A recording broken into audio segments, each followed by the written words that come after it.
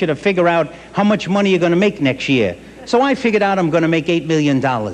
And on the bottom where it says sign here, I said, now you figure out who sent that in. You know how you could beat the IRS? Just fill out a change of address card and then don't move. You know how you could beat the post office? You don't even need any stamps. Right in the middle of your envelope, you're supposed to put the person name and address you're sending it to. Put your name and address. Up in the left-hand corner, put the person name and address you're sending it to. No stamp, put it into the mailbox. When the post office sees no stamp, who do they send it to? The person in the left-hand corner.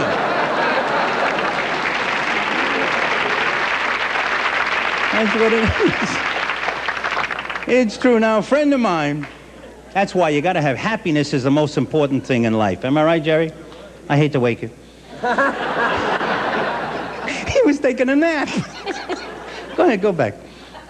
You know what happiness is to me? When you're speeding down the turnpike and you pass a state trooper and he's got a flat tire.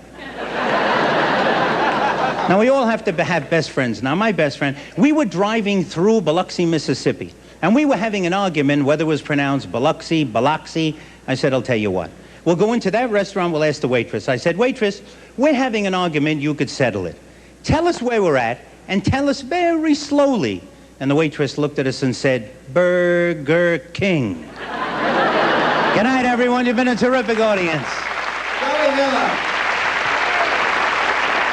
Joey Miller. Thank you, Joey. We have a tote board. News for you. There is a new total. Let's see what it is. We got a Timpani. The suspense is building. Here it goes. Yeah, I'd like to see this because I need that last number. The what one do you that's want? been empty. Yeah. 10. That's it. That's it. $10 million. That's terrific, Jerry. Good work. That's good work. I'm happy about that. $10 million, and we're in our 11th hour. We are exactly at the halfway point. Now, the halfway point, ladies and gentlemen, doesn't necessarily mean the halfway point in numbers. The halfway point is in hours. We do 21 and a half hours. We're at the halfway point. Look at how thrilled my whole crew is staring at me. We're going to go now? Okay. To the local stations along the Love Network. You take it for a while. We'll be back with tremendous talent and some wonderful people. We hope you're going to hang in there with us. And for those of you in the audience, if you're going to stay, terrific. I may come back with the bucket. For those that aren't going to stay, thank you for joining us. And here's your local station. Take it. Some people think I'm disabled, but I'm not. I'm dying of ALS, Lou Gehrig's disease. My MDA clinic provides the health services and assistive devices I need to stay as healthy and independent as possible. The Muscular Dystrophy Association research gives me the hope to keep fighting. If MDA finds a cure, I may be disabled, but at least I'll be alive. This is the MDA Telethon Network. I've dealt with a disability most of my life, but that hasn't stopped me from getting an education and working in my profession. I am an educator, and I want to continue to teach. The only way that this is going to happen is if the Muscular Dystrophy Association can find a cure for my disease. MDA research is so vital to me because I want to be around a lot longer. I still have an awful lot to learn. We'll be back with Jerry, and we have some more great entertainment from Las Vegas in just a few minutes. But right now, we're going to explore a concept of freedom. Our history is filled with stories of millions of people who have struggled to come to America. They're going to find freedom. Even today, they give up homes and families and friends, and they endure the most difficult times in their lives to come to this new country. But freedom was worth all of the sacrifices that they made because freedom guaranteed civil and religious liberties, right? Well, some were pretty disappointed to find that for them there were fewer civil rights, or maybe a different set of civil rights, than those enjoyed by the rest of society. Our Bill of Rights says that all are created equal. this has not proved true for a number of people, including one very large minority. I'm talking about 43 million people with disabilities who until July of 1990 lived with a limited set of civil rights. They lived with discrimination. In 1990, Congress passed one of the most far-reaching pieces of civil rights legislation ever, the Americans with Disabilities Act, the ADA. Now, life is changing for the better for this very large group of disabled Americans, and that's going to be our subject for the next few minutes. My guests are three very knowledgeable people, each with a very special interest in the ADA. First, Sandra Swift Perino from Briarcliff Manor, New York, appointed by President Bush and confirmed by Congress as chairperson of the National Council on Disability. Sandra took the lead in authoring the ADA and getting it through Congress, which we got to guess was not easy. Her son Paul has a neuromuscular disorder, and her two other sons also have disabilities. Her fight for the ADA is a very personal one, as well as a public one. Next, John Sorensen. He is a prominent San Diego attorney who lives in Solana Beach, California with his family, which includes 17-year-old Eric, who has Duchenne muscular dystrophy. John is a vice president, by the way, of MDA, a long-time disability rights activist, and a dedicated MDA volunteer. Seated next to John is a man who has battled muscular dystrophy virtually all of his life. He is extremely well informed about the ADA, and he frequently speaks to business groups and how they're going to be affected by the ADA. He is the Assistant Attorney General of the state of Utah, responsible for matters of law regulating health concerns, visiting professor of law at Brigham Young University, and a very active MDA volunteer. So we call you General, huh? Steve, welcome. J. Stephen Makita, Salt Lake City, Utah. Sandra, we're going to start with you. How did you become, I mean, what were you doing when you became head of the National Council on Disability? What motivated you to take on the role of being a civil rights champion? You don't say one day I'm going to grow up and be a civil rights champion. No, I don't think you do. And in my own case, I don't think I even understood discrimination. I grew up in Connecticut as a white Anglo-Saxon Protestant. I didn't even understand what discrimination was. And then my first child was born, Paul, 27 years ago, and became ill when he was a year old. And he survived the illness, but was left with a very serious physical disability, an impairment, which requires him to use a wheelchair. My motivation comes from my experience with Paul and having seen the very overt discrimination that he has faced all his life. I then was given an opportunity to do something about it when I was appointed to the National Council, and particularly when I was appointed chairperson in 1983 by President Reagan. The National Council held hearings all over the country asking people with disabilities and their families, what are the major problems you face? And from that information, we found out that discrimination was the #1 concern. Yes, services and programs are important, but this discrimination was a very hard issue to deal with. So the National Council developed the first draft for the ADA and presented it to the administration and Congress and asked them to do something about it. And of course, the rest is history. Many, many people did combined help get that piece of legislation through Congress. Originally, I would say credit goes to Lowell Weicker and Tony Coelho, who were one in the House and one in the Senate, were very instrumental in initially dropping the bill in 1988. And then President Bush made it very clear that he wanted that bill on his desk to sign. So there was a groundswell of people all over the country that I think worked together and saw the need for this kind of legislation. You have how many children? I have 3 boys. And do they all have a disability? Paul has the physical disability. My second son, Christopher, was born with a fused skull, which was taken care of with surgery. It was remedied. My third son, Alexander, is 15, and he has a learning disability. So I always feel that you have to walk in somebody's shoes, you know, to quite understand that. And I wondered where this dedication was coming from. And that. Well, I think there's nothing like seeing this happen to your own flesh and blood. Give me an example of somebody discriminating. When you're using the word discrimination, it's such a large. Give me.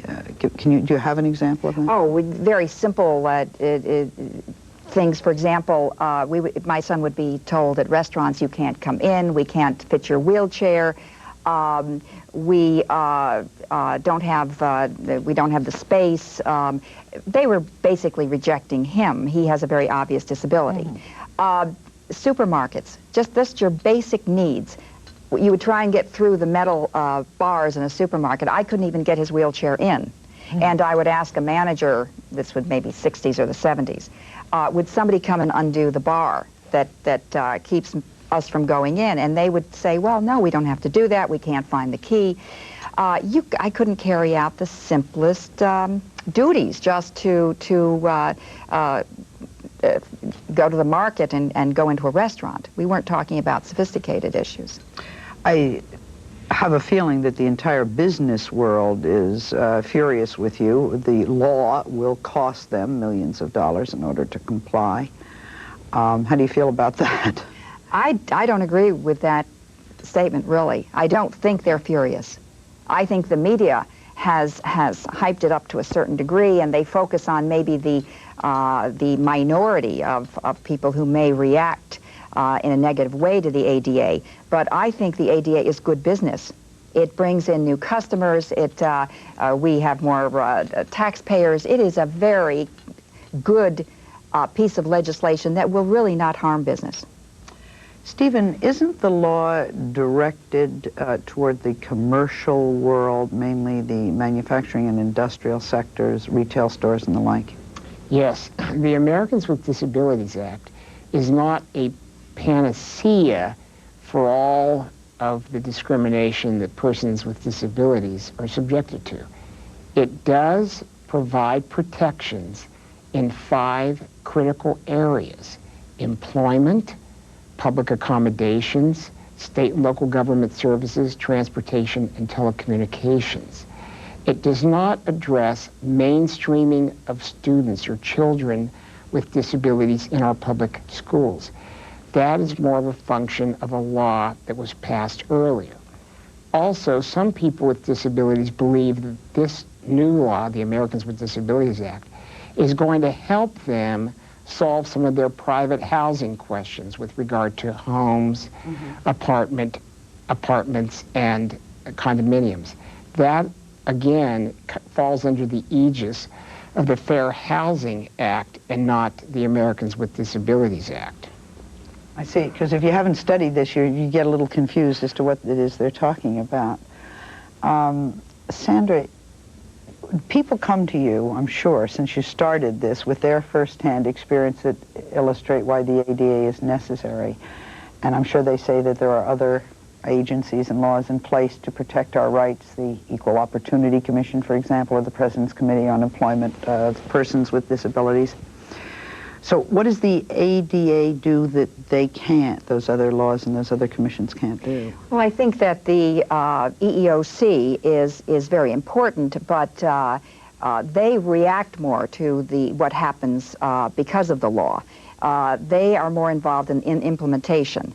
Okay. So that if you feel that you are being discriminated against, you will go to that agency, the EEOC, and the President's Committee on Employment is a very important agency as well, but they cannot do anything about the discrimination that was happening in this country.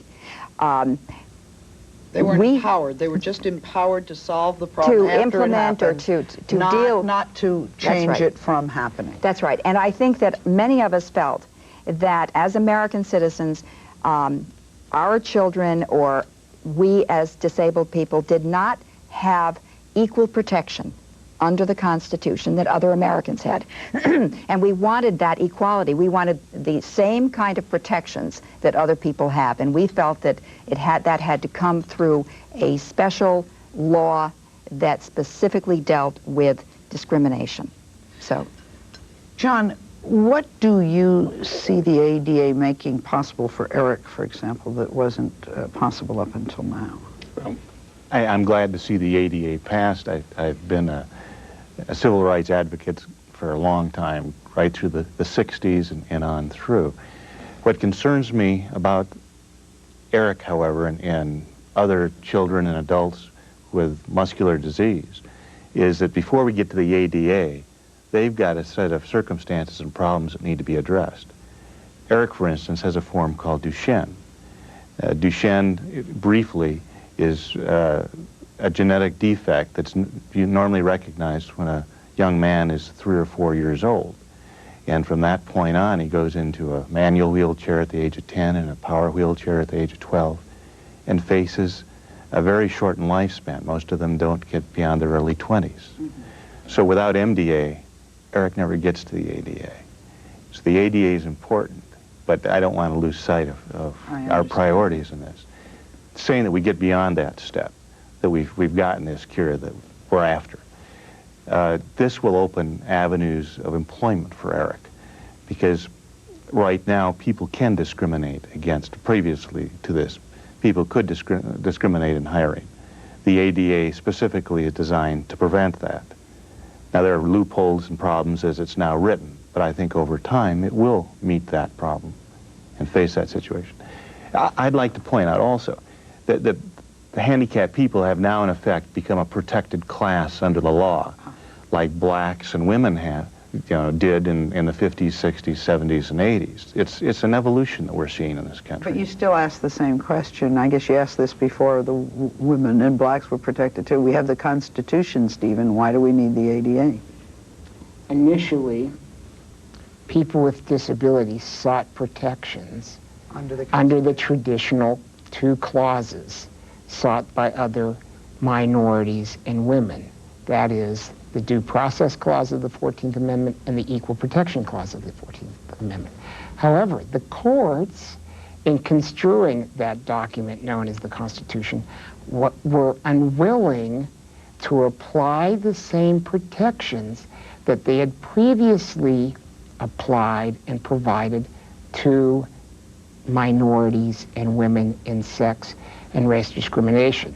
Therefore, persons with disabilities sought out the aid and assistance of Congress. Specific legislation was necessary to not only acknowledge their equal rights, not special rights, but equal rights, but also to secure and enforce those equal rights. And that's why laws like the Americans with Disabilities Act is so critical to all of America, because it equalizes and levels the playing field. It's not about affirmative action. It's not about giving someone a handout. It's about treating all of us like Americans. This legislation, at its core, is about liberty and equality. It's about America's own special kind of embracing democracy. And I think it beckons back to the 1950s, like Brown versus the Board of Education, where the courts found that separate simply is not equal. This is now going to be applied to handicapped individuals. Yeah. I'd like to just add one thing to that I feel strongly about personally.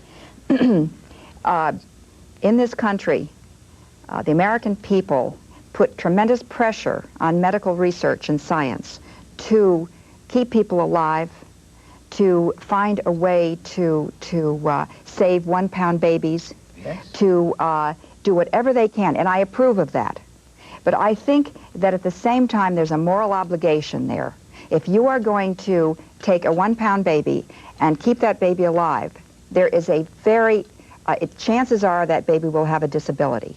Now, I think there is a moral obligation that goes along with that you don't just hand that baby back to a family and say, we just spent $100,000 saving the baby, now it's your problem. Then that family comes back and says, we need some help.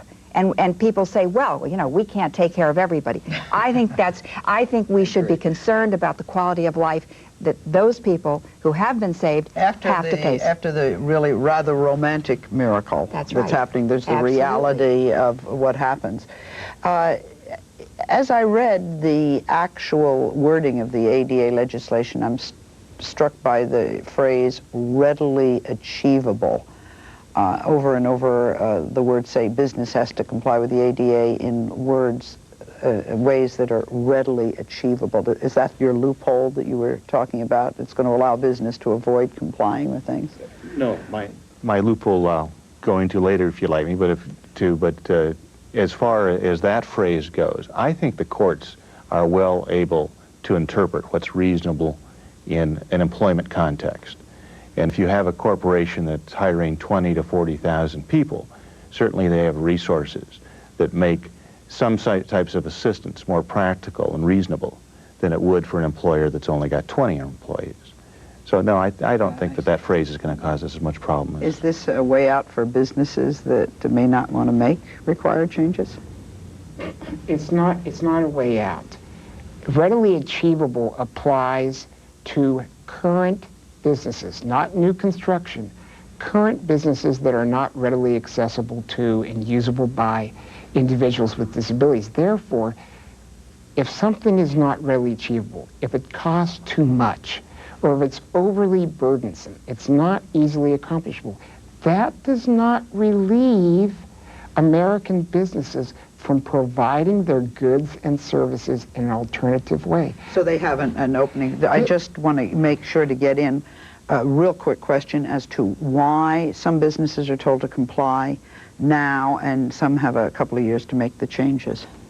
I think that has to do with the fact that the businesses with 25 employees or more have to comply as of July 26th of this year.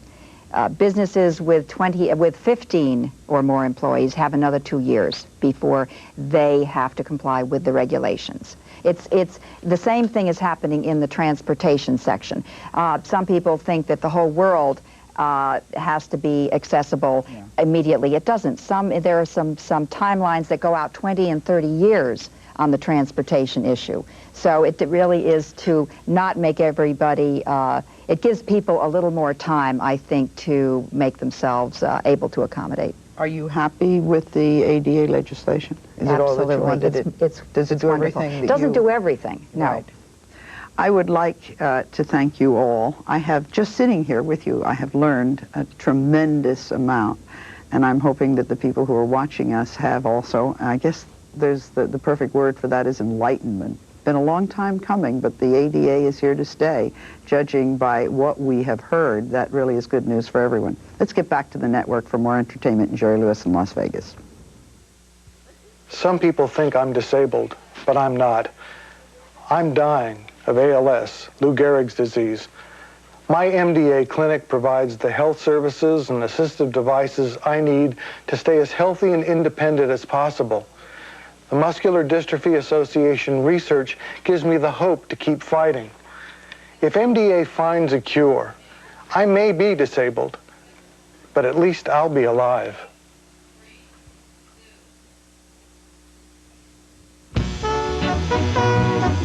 Morning is busting out all over, across the country and Canada, and especially here at the Sahara Hotel.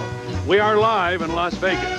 This is the 1992 Jerry Lewis Muscular Dystrophy Association Labor Day Telethon. And here to bring you more excitement and surprises is the man of any hour, Jerry Lewis.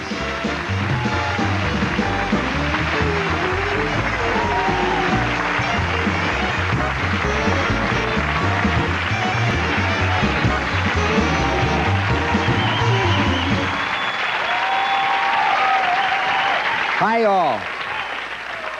Welcome back. We're in our 12th hour.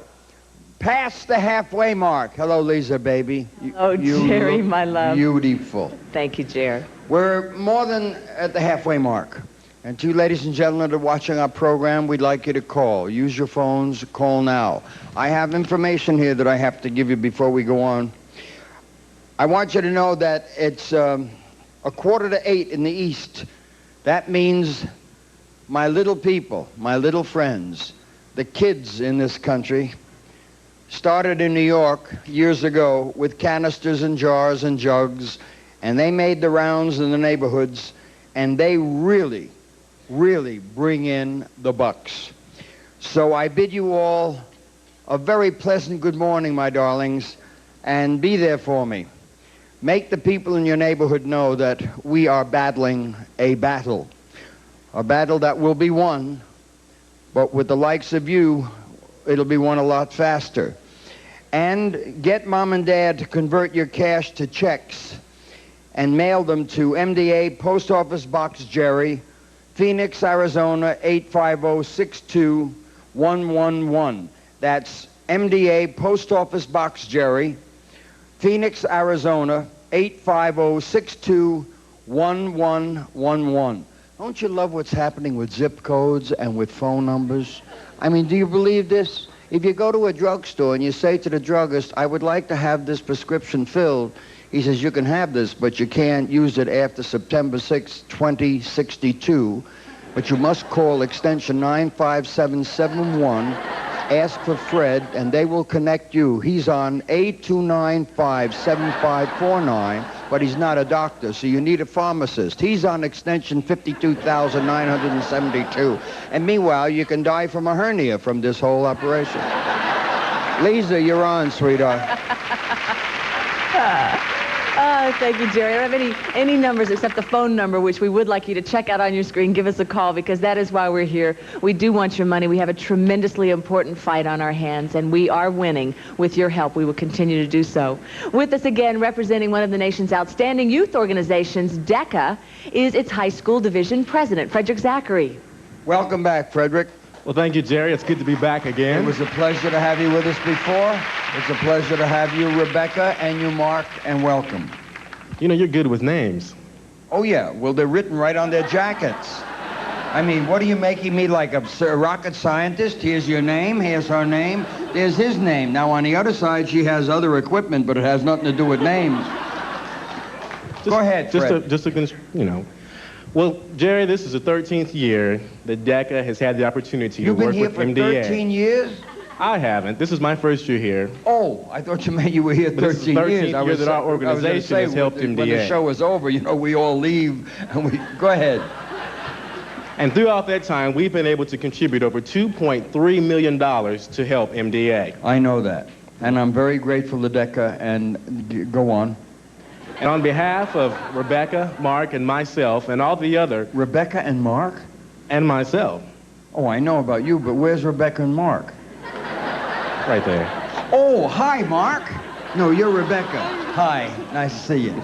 Rebecca, a pleasure. Go ahead, Fred. Well, what I'd like to do is, and on behalf of the over 180,000 DECA members in America, is to present you this check for $170,000. That's terrific. Thank you. And thank you, Jerry. Thank you, Dave. Thank you very much. Okay. When Fred was on earlier, I had more fun with him. I never ever let him get anything out, but we had fun with him, and he did get it out, and those kids are always terrific. Mel Tillis is coming back with Glenn Campbell, Jim Stafford, John Davidson, Merrill Haggard, Roy Clark, Ray Stevens, Boxcar Willie, the Presleys, making great country music from Branson, Missouri. All of that is coming up. When that's coming up, is it coming up now? We're going to Branson, Missouri now? Okay, let's welcome them all. Branson, Missouri, the Nashville of today. Hi, Mel. You gave me a reason to. You took me in and cared for me. You believed in me, and I believe in you.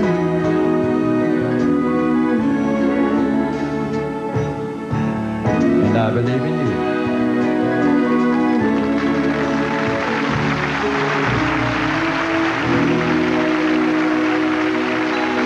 It's knowing that your door is always open and your path is free to walk. That makes me tend to leave my sleeping bag rolled up and stashed behind your couch. And it's knowing I'm not shackled by forgotten words and bonds and ink stains that have dried upon some line. That keeps you in the back roads by the rivers of my memory. It keeps you ever gentle on my mind. Well, the first time I met Dixie was in a parking lot in Branson. I was sitting in my pickup all alone. She walked out of the Walmart, took one look at my truck, and asked me if I'd like to take her home. She said she had a new place. We went to her old place 'cause she said there's something she forgot to do. One hug and one kiss later, she unplugged her refrigerator. That's when I knew I was helping Dixie move. I don't care who or what you're doing, there ain't gonna be no more boo-hooing. 'Cause baby, this time I swear it's the truth, I ain't gonna cry no more for you.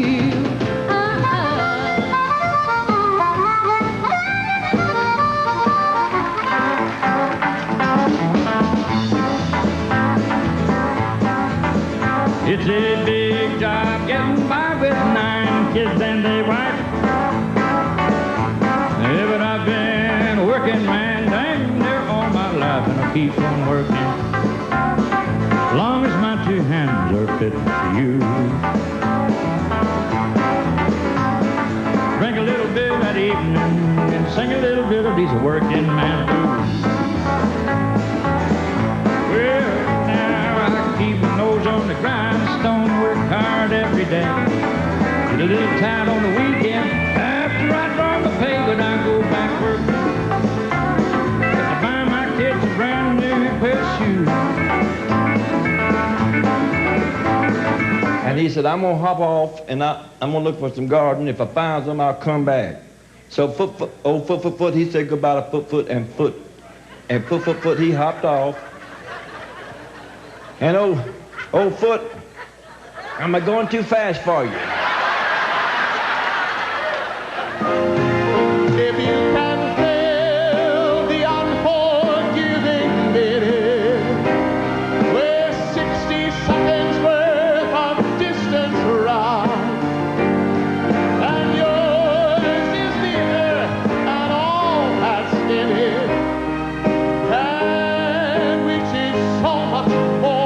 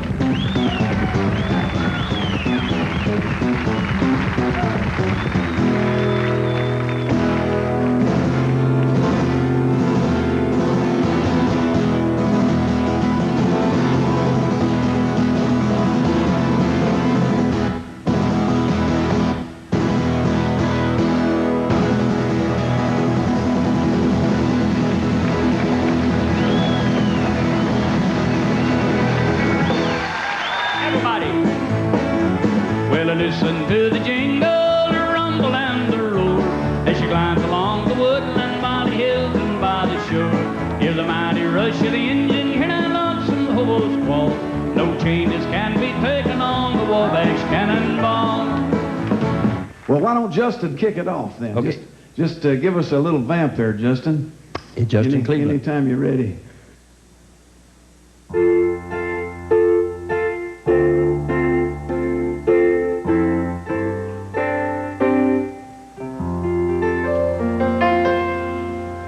Start it again now. Everything is beautiful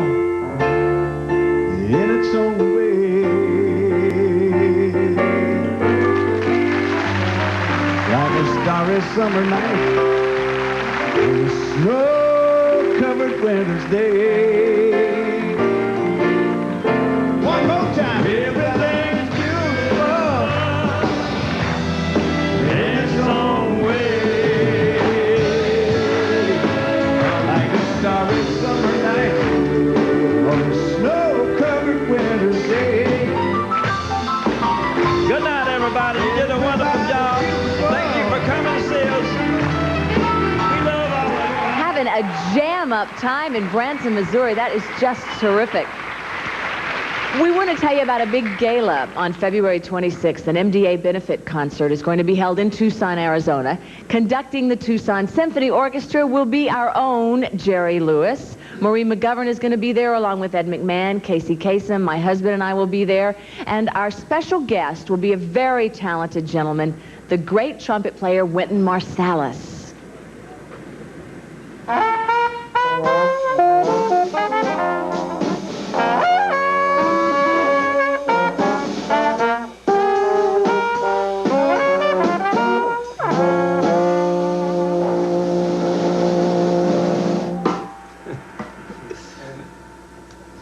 When you get caught up in music, as these gentlemen and I have, you sometimes wonder why music comes easy to us, professionals, and why many other people can't play a note. No question. It's God's gift. I say it's in the genes, inherited. That is, I know because musical ability runs in my family. There's lots of people out there who have great, I guess we could call it music genes, who are very gifted musically, but can't play a note. That's because they have certain other genes that don't work well. This telethon is about conquering 40 neuromuscular diseases. Many of these diseases, like muscular dystrophy, Friedreich's ataxia, or spinal muscular atrophy, are genetic diseases. They're inherited. Maybe from the mother or the father or from both. They affect the muscles in the legs, the arms, the hands. Get my point? It's pretty hard to play an instrument if you haven't the strength to hold it or the lung power to blow it. If you have a God-given talent like music, then I say you should be given the chance to play or to do just anything. Now there's hope, a great deal of hope, that one day soon gene therapy, even gene cures, will make freedom possible. When you phone in your pledge, think of it as putting music into the lives of many of these talented people. What a great idea. A terrific thing for you to do. So do it. In Ottumwa, tune to Channel 23 for better reception of TVA. American Postal Workers Union are at work donating their time and energy to this telethon. The APWU's continued commitment to MDA is most appreciated. Thank you, postal workers and Mo Biller. MDA is pleased to acknowledge the support it receives from our friends at ShopKo. This year, ShopKo stores, their employees, and customers are expected to raise more than $250,000 for the Muscular Dystrophy Association. Lisa? Thanks a lot, Jerry. You know, it's, what is it, like 8 o'clock on the East Coast and 5 o'clock West Coast time, and if you are a parent and you're having that cup of coffee and you're waiting for your kids to wake up or something, stop and think about this time that you have to yourself. You're leisurely watching the telethon. Think about how very fortunate you are if your kids are in the other room there and they are healthy, and think about the families that we're here for who don't have that blessing in their lives, and that's what we're working towards today. So go to your phones, give us a call, be part of what we're doing here at the telethon. Since 1951, the Tall Cedars, they're getting in place right now. The Tall Cedars of Lebanon of North America have raised millions of dollars for MDA's research programs. All right, we're ready. Let's welcome from Elmer, New Jersey, the leader of the Cedar organization, Supreme Tall Cedar Ronald Mines.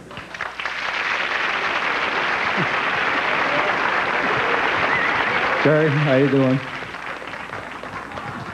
Hi, Ron. Hi. I got a lot to do here today now, Jerry. Jerry, this pink rose is used by the Tall Cedars of Lebanon as a symbol of their continued support It's not of a real research. flower. It's made out of cotton. What is this? It goes further. Oh, okay. Thank you. To find a cure for muscular dystrophy, many dollars are raised by the Tall Cedars of Lebanon, who accept donations in return for one of these roses. The Tall Cedars are very proud of the fact that we were one of the first sponsors of the Muscular Dystrophy Association, having been associated with the drive since 1951. The Tall Cedar efforts have primarily been directed to research and development into a cure for this disease. We, the Tall Cedars of Lebanon, hope and pray that the cure for this disease will be found in this decade, so that our kids will walk again and lead a normal life. When that great day comes, the Tall Cedars will stand even taller than before. Jerry, we trust this telethon will be the most successful ever, and we pledge our continued support in this endeavor. And if you will, please join our television audience in viewing a videotape which provides a brief look into the Cedars' efforts to support your cause. Thank you very much, Jerry. Thank you. It's always a pleasure. Rose sales are only one of the ways Tall Cedars of Lebanon use to raise money for MDA. Other ways include dances, cross-country biking, pancake breakfasts, marathons, and food stands. Some of over 25 fun, frolic, fellowship, and family activities that the Tall Cedars of Lebanon use to raise money for MDA. When a Mason wears this pyramid, he wears it with a purpose and with pride. Tall Cedars of Lebanon of North America.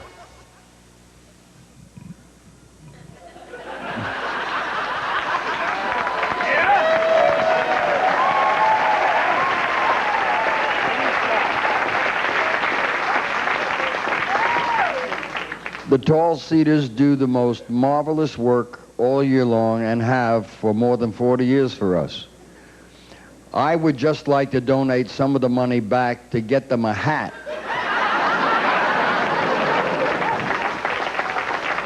I've been teasing them for more than 4 decades, and they're marvelous. They accept my humor. They know that it is not in any way meant to be offensive. They're really terrific people. Right now, you're going to meet a gentleman who will entertain you. He's a unique performer. I had the pleasure of appearing with him in Montreal for the Comedy Festival just a couple of weeks ago. And he will give you a totally new appreciation of the art of symphonic music. Or is it just that the weirdest sounds you'll ever hear in your whole life come from John Toomey? Please welcome John. John.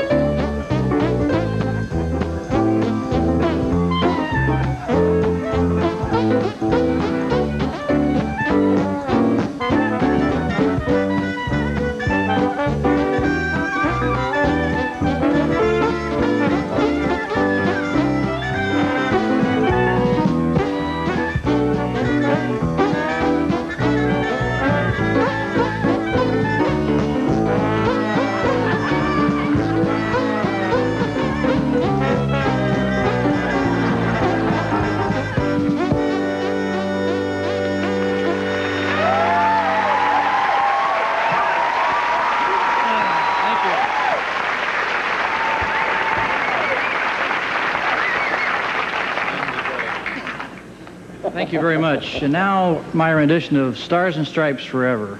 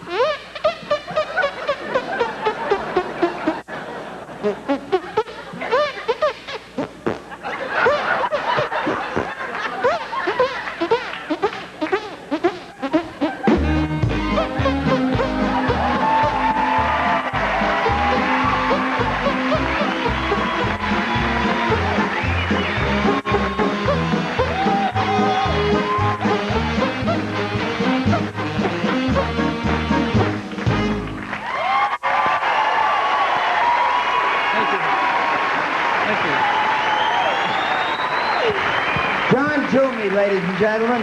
Thank you, John.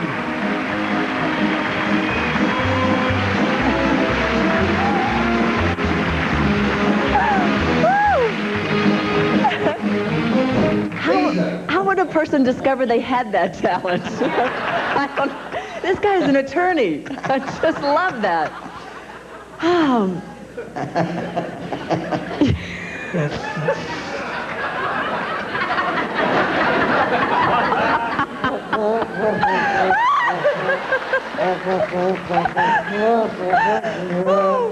Fatigue does very strange things to people. You know, some of the, Jerry, I'm going to be doing some work here just for a little while. Some of the most successful people in history have been those who have seen a need in society and then they have met that need. I want to tell you now a story of Paul Duke and his family who decided to meet some very special needs for people with disabilities. Here's their story.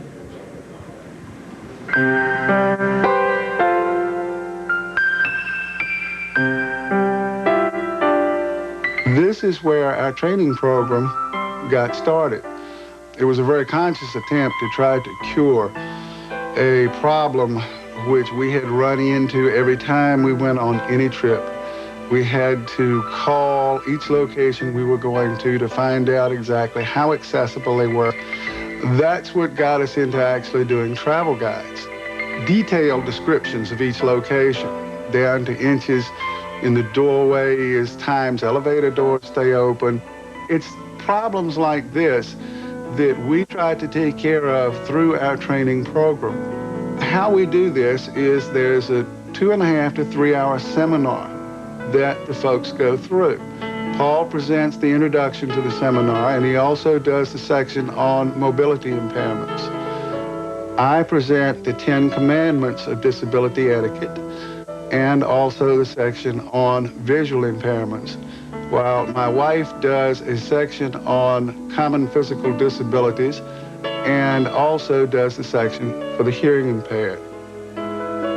This business that we're doing means a lot to me because I want to make sure that other people with disabilities can travel if they want to. People tend to think that people with disabilities are different from everyone else, but actually we are like everyone else, that we have the same needs and we want to do the same things that anybody else does. People ask me all the time, well, gosh, I give money to Muscular Dystrophy Association. Where does that money go? And I say, look at Paul. Look at where he is and what he's able to do. MDA has meant a lot to me because they have given me a great deal of help through the years, like going to muscular dystrophy camp. Helped me understand what it would be like to be in a wheelchair. There's always been a tremendous amount of hope that's been given to us by the folks that work with the Muscular Dystrophy Association, in particular the doctors. I think they have the most effective, efficient organization. When Paul was diagnosed at the age of 6 and they told us that he would be lucky to live to be 18 years old, you know, that's a devastating blow. But they held out to us the hope that there was some research going on that in the future could provide help for Paul. Well, I'm grateful for Jerry Lewis doing the telethon every year that he has. I watch the telethon when it comes on, and I think it is very important with what they're doing, that raising money to eventually find a cure for muscular dystrophy.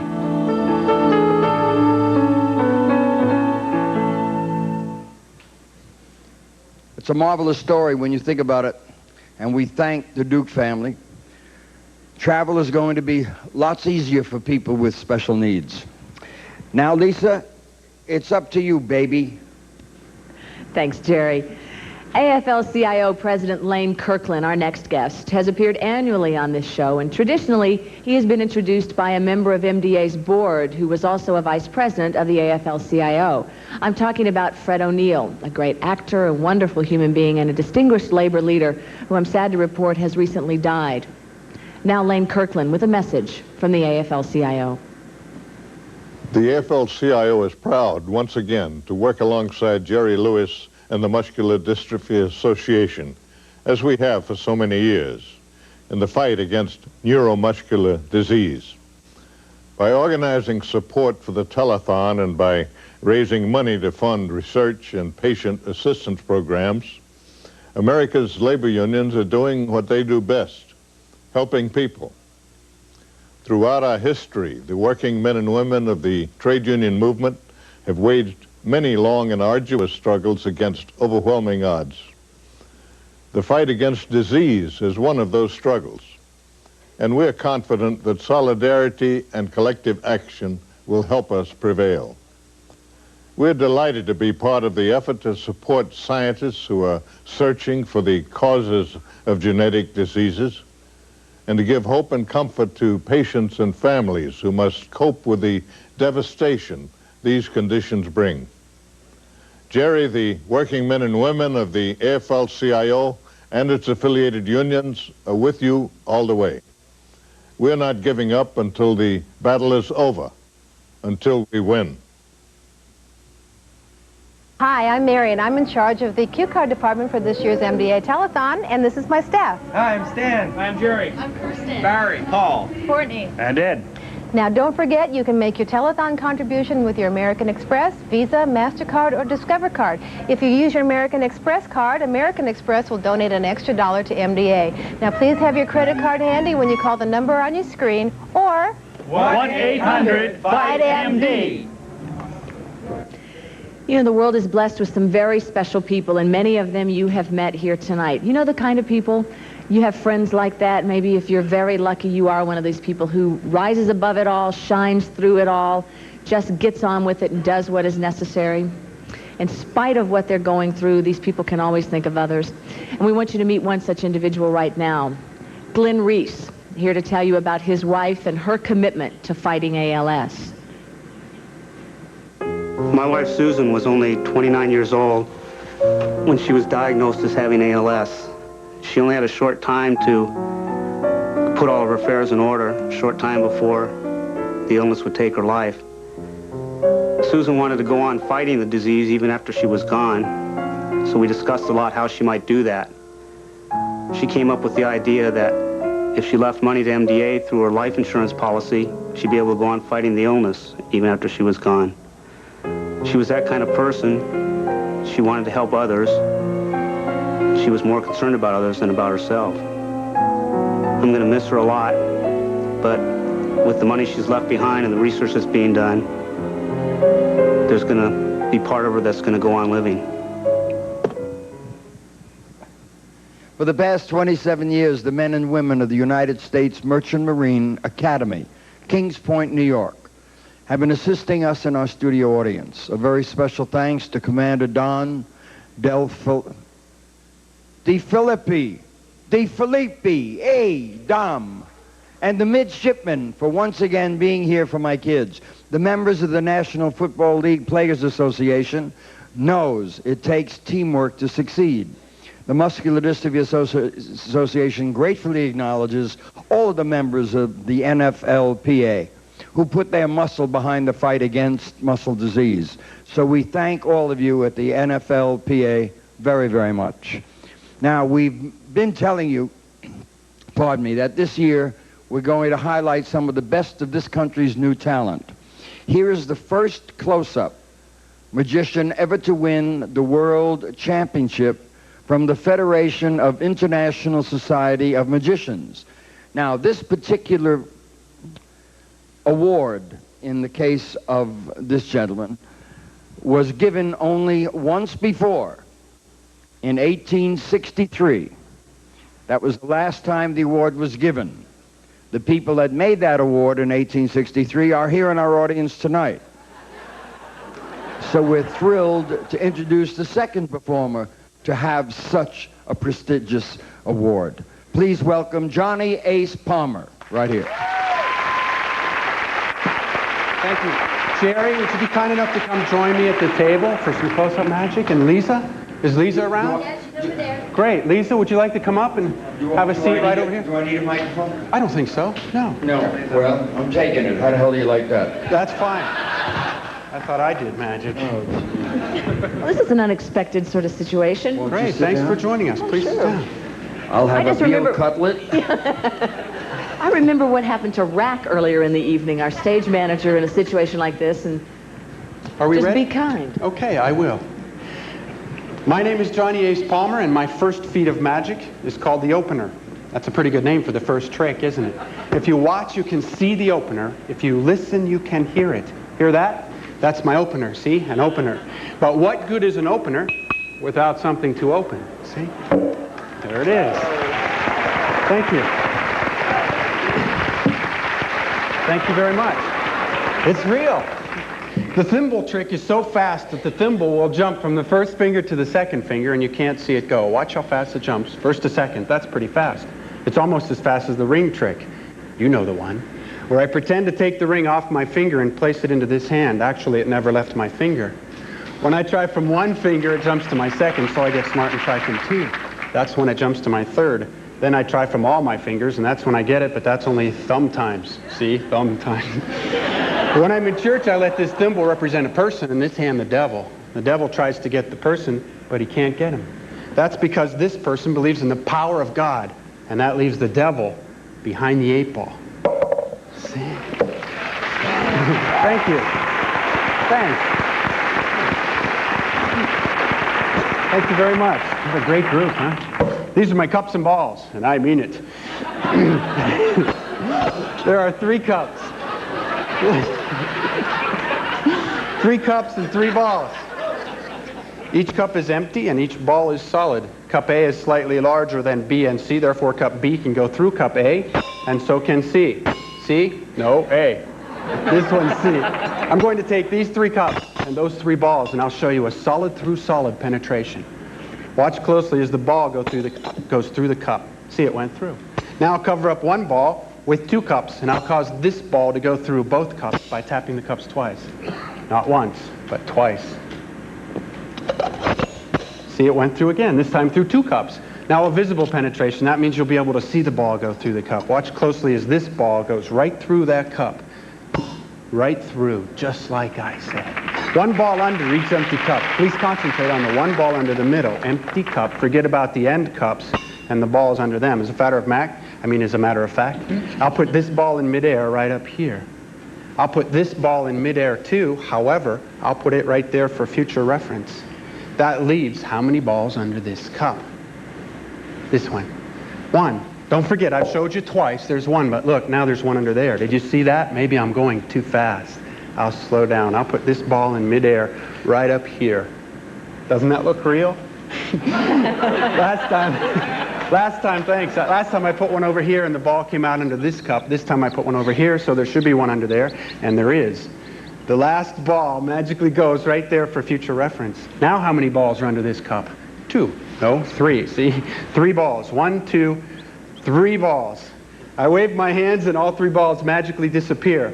And sometimes people come up to me and say, you know something, Johnny Ace Palmer? They say that because that's my name. They say, you have extremely fast hands.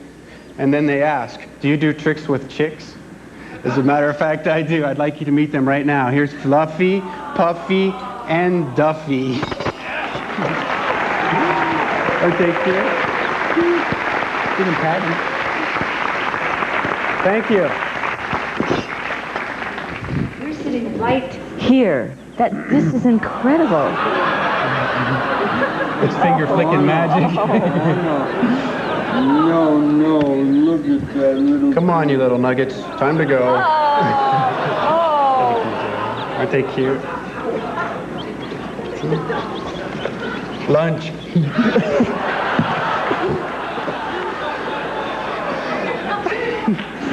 It's time for my last illusion, an illusion with the magical bunny rabbit. And he's really magical, too. I'll show you why. Watch this. This is neat. Go. Bang. Oh, I shot him. You know, usually magicians, are you okay? He's okay. Usually magicians pull rabbits out of hats, but I'm different. I pull a hat out of a rabbit. See? I'm a backwards magician. Sometimes the hat disappears and it goes back into the rabbit. Other times it disappears and it goes other places. When it disappears and it's not other places and it's not in the rabbit, some people find that amazing. I find it right here. Then a magic silver streamer comes out of the hat. I hope you like this. It took me an hour and a half to get ready.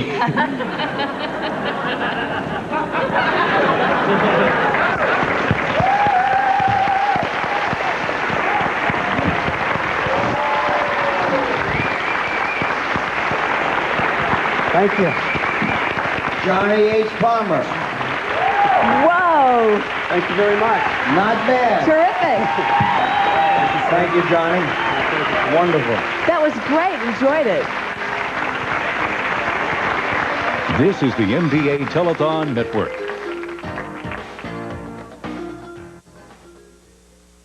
I believe in committing myself to what's important in my life, my family, my job, and finding a cure for Becker dystrophy, the disease that's disabling me.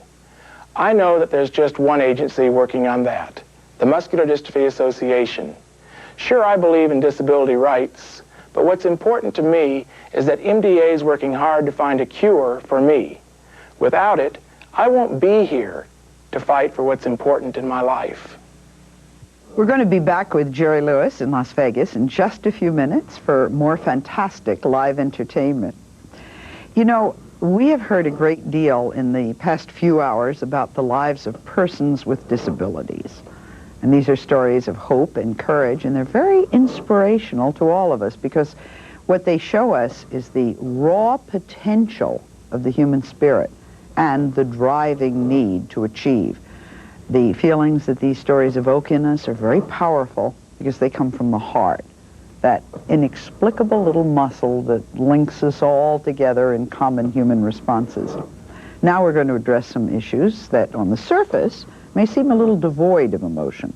We're going to be talking about the Americans with Disabilities Act, the ADA. It's a piece of legislation passed this summer that makes it illegal to discriminate in any way against people with disabilities. But we're going to humanize that law by introducing you to three dynamic individuals, professionals, who live and work and achieve great things every day in spite of disabilities. With me are Teddy Scharf, who is the Associate Director for Disabled Student Resources at Arizona State University. David Sheffield, First Assistant District Attorney of Harlan County, Texas. We'll hear if he has a Southern accent in a minute. And Santa Clara, California physician, Dr. Arnold Gale. Thank you for joining us here today.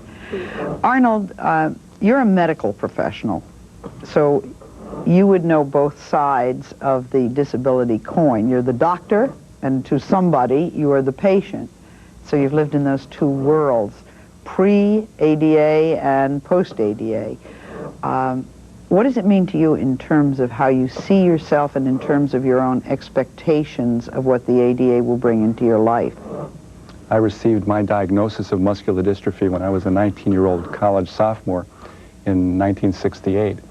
But I was fortunate that I remained fully ambulatory until all of my formal medical education and training was completed. And it wasn't until 1983, when I first used a wheelchair, that I had to confront the world of limited access as many of my own patients had previously. I'm hopeful, therefore, that the ADA will bring down some of the physical barriers that we all have to face, but more, I hope it'll create an awareness among all of us about not just physical barriers, but attitudinal barriers and psychological barriers about people with disabilities.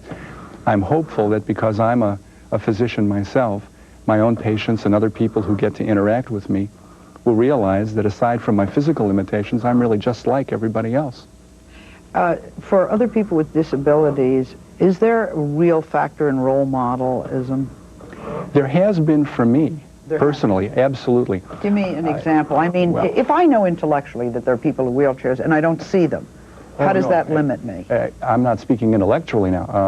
When I had to fill out applications for medical school in 1970, and I was asked, who were the people inspirational in my life, perhaps one of the most inspirational people was one of my father's very closest childhood friends who in the early 1950s acquired polio and had 3 limbs, both legs and 1 arm, that were paralyzed all of his adult life. We were very close, he and I learned about being independent and being warm and being kind, not only from family members, but from that man as well. So if I were, and by the fact that there's 1/6 of the population that is in some way disabled, if I have a doctor who's disabled, this is different than intellectually knowing that there are doctors who are disabled. I see you, and it makes my life think of the possibilities. Yeah, well, as you can imagine, I get funny looks from time to time from people who can't really believe that a physician would use a wheelchair. And how did I come to be a physician anyway?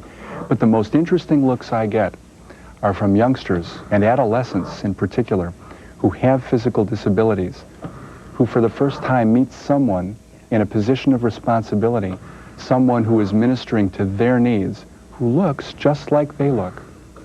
And it's extraordinary, the responses that you get. David Sheffield, you're an attorney working with the legal system, so in many ways you too lead a dual life. You're someone's patient and you're a professional. From a legal standpoint, what does the ADA mean to, in terms of your life? And have there been things that would have been easier maybe or less frustrating personally for you?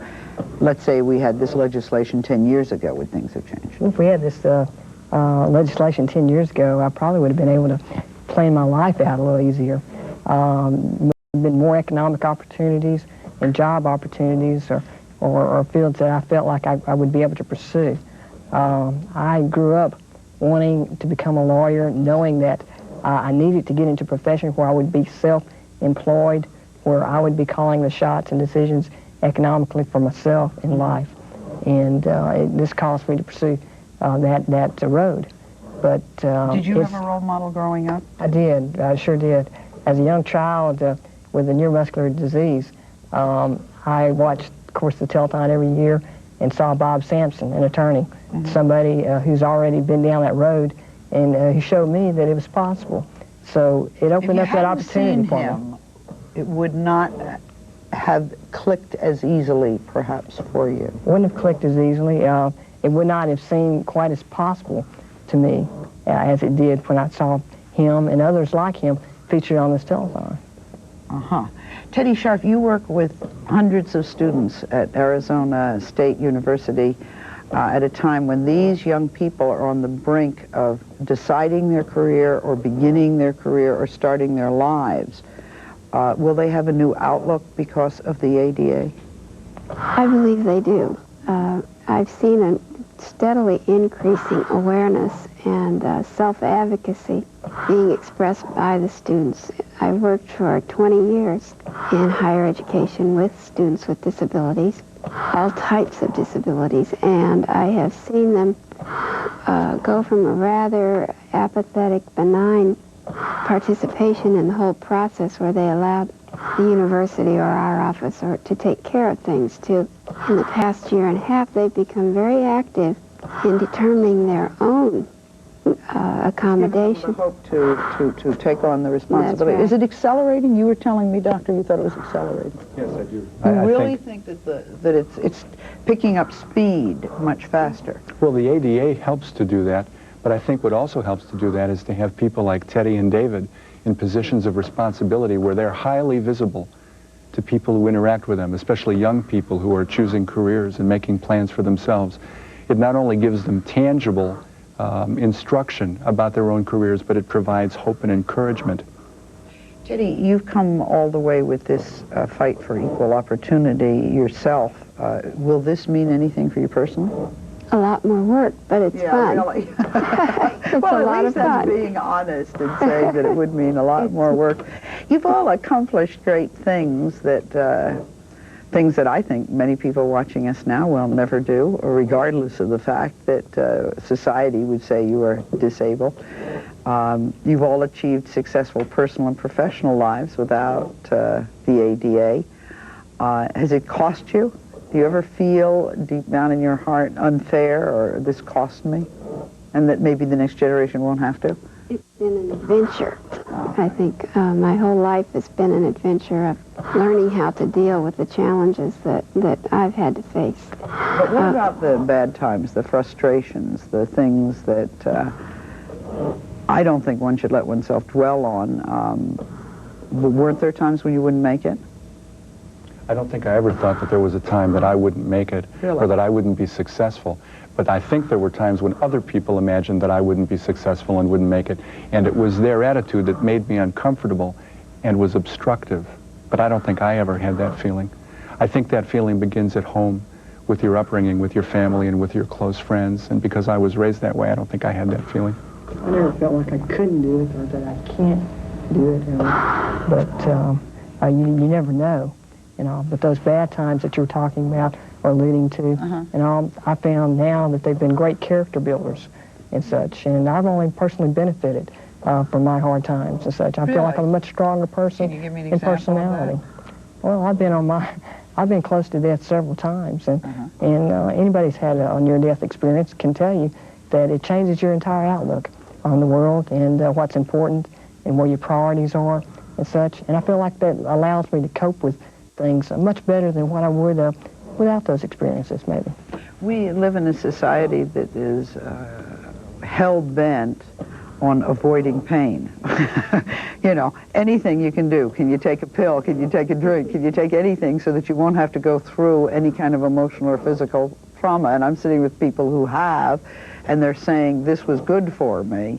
We never emphasize that in our educational system. We never say a little bit of problems and pain may be the fire you need. I'm just saying I experienced and gained from it. Not that I wanted to go through it. Oh, gosh, no. But there has to be a positive side of it. Did you just get married? I got married last year in July 20th. So. Was that always, were you always going to get married? No, that really caught me by surprise. Oh, really? What happened? Well, I just met a beautiful lady. Miss Wright? Right, no, Miss Reed. She was a local dentist, and we finally started dating, and very shortly thereafter we decided to get married.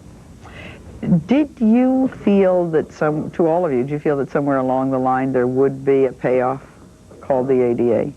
Did you think that the world would change and it would change that way? I don't think that I ever imagined that there would be laws when I was growing up. When the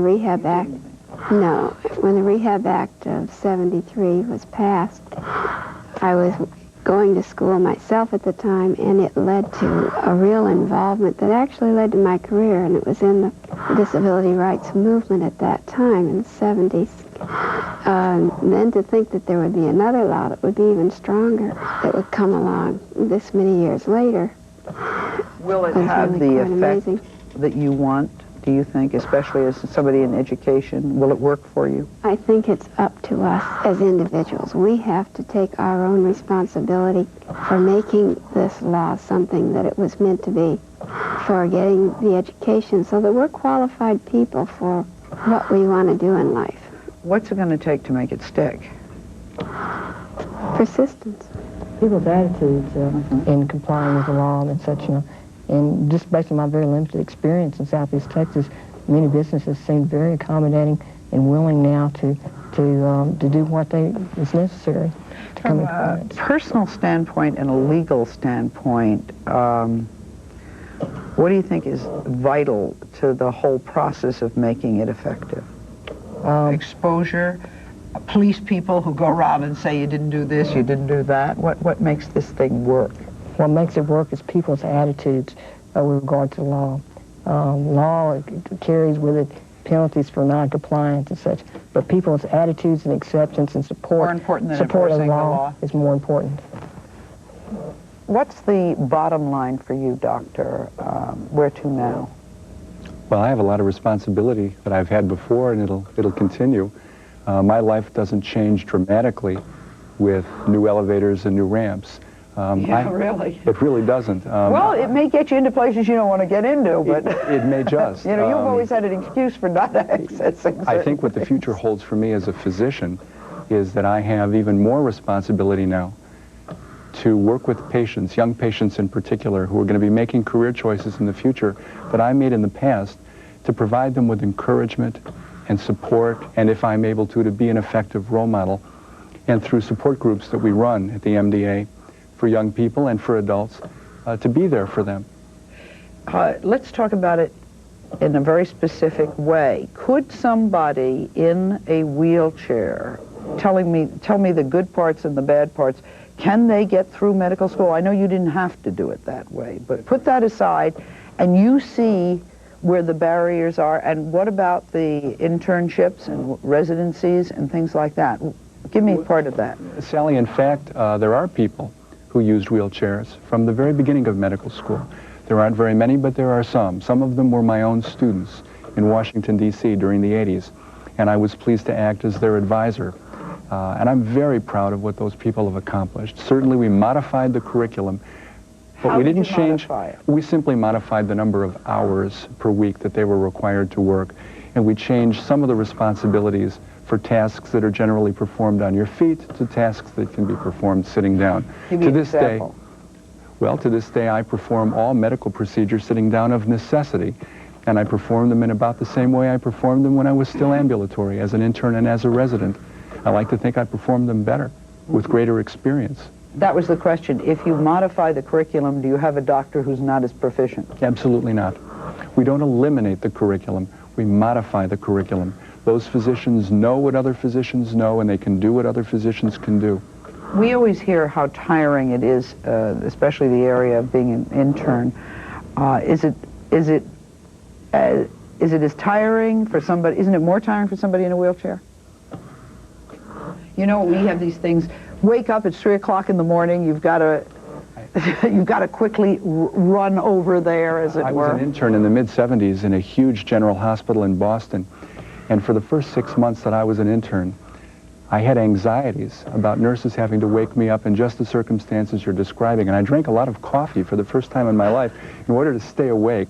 I discovered after a while that that still wasn't going to do it, and I needed my rest, and I took the risk and fell asleep. Got up just like everybody else. When you had to? When I had to, I had to. Still. And when, do the students come in and they discuss different careers with you? Oh, yes, myself and my staff.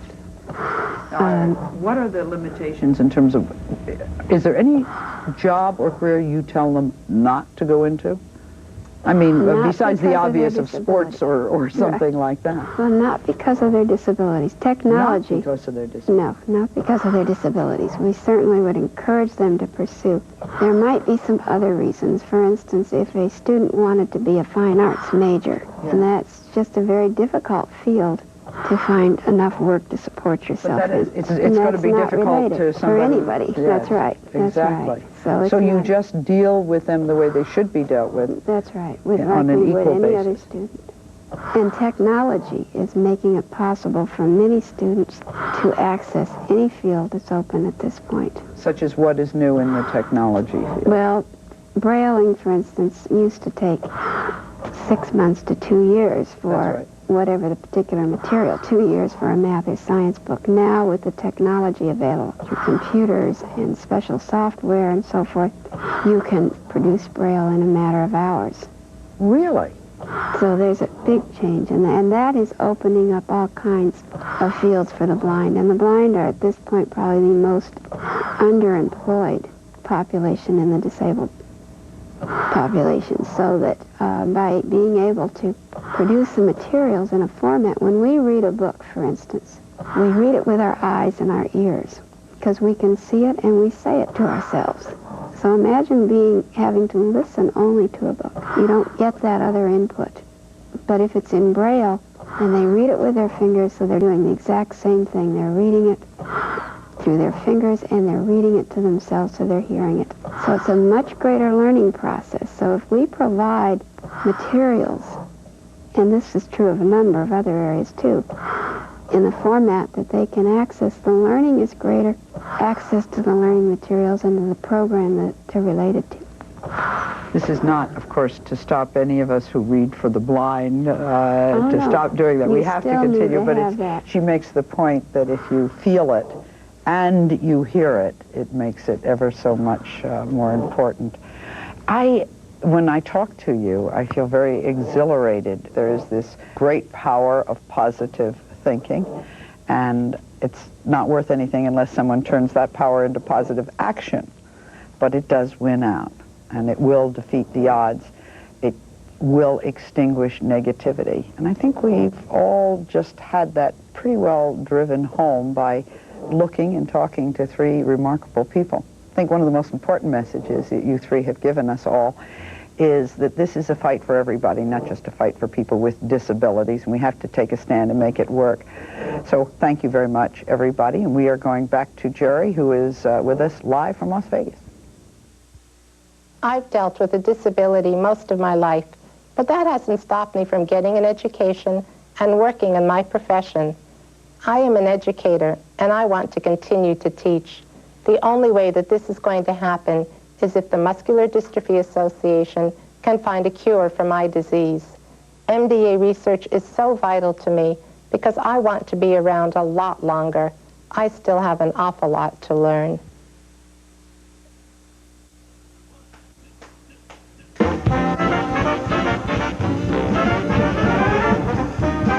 A happy good morning to the millions of you watching in the United States and Canada. We're live from Las Vegas. This is the 1992 Jerry Lewis Muscular Dystrophy Association Labor Day Telethon.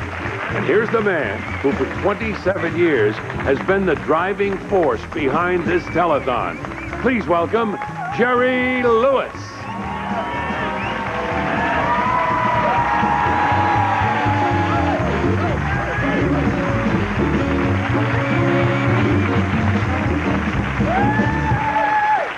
Thank you very much. Welcome to Hour 13. We are being seen on 200 stations in this country and Canada, and together we will make it happen. My guest has been perfecting his act since he was about 8 years of age. And now in his 20s, he is one of the most sought-after acts in every production show in Las Vegas. Please welcome the spectacular juggling of Wally Eastwood, right here.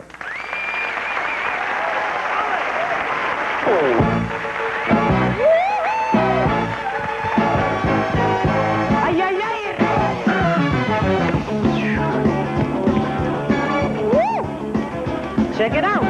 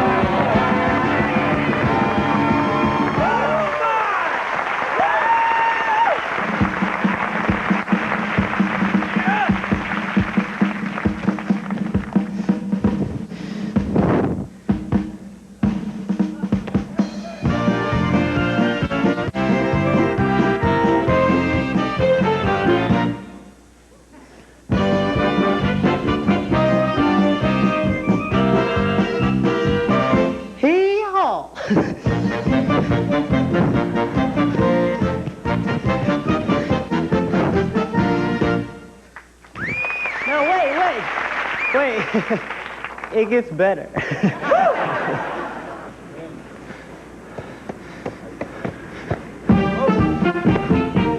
Okay, the music. Uh-oh. We're supposed to do this together. Music, here we go. There we go.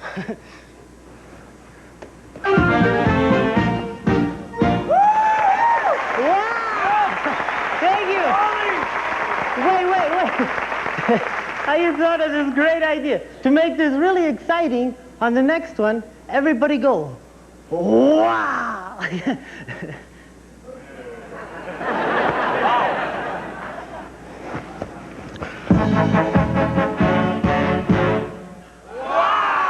All right, once more, even louder.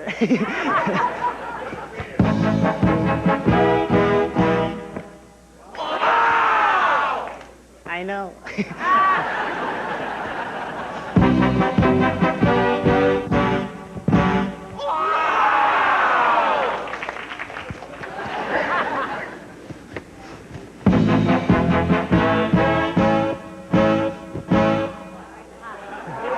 Let's go, Chico! Woo! Come on.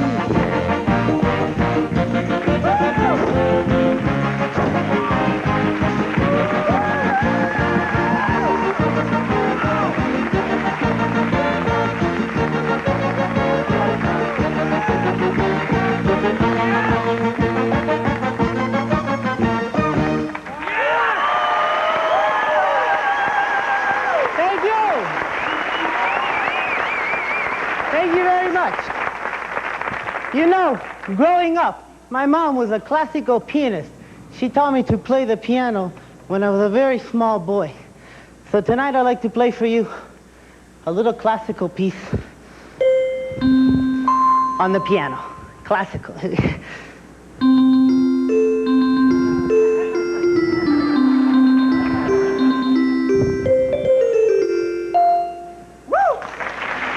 That's okay. I can tell you're not impressed. That's why I learned to juggle. Okay. Anybody can play the piano with their fingers. I learned a much more exciting way to play. I learned to play with my balls. I'm gonna tell you. That's impossible. If I could do that, I wouldn't be in Las Vegas. I'd be in Washington. A little song from Spain. Watch.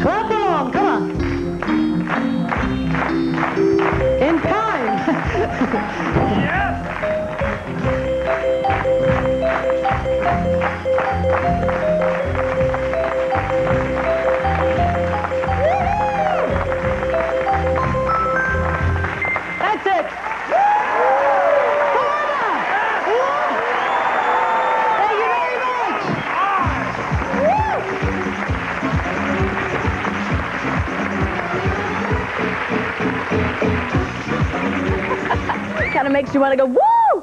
All right. Wally, Jerry's calling you. Let me have the ball. Would you let me have the 5 ball? Uh-oh. Uh-oh.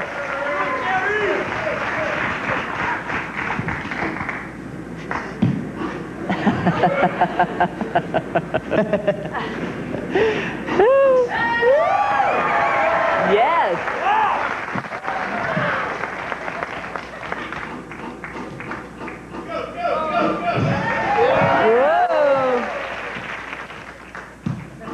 On the piano, here we go.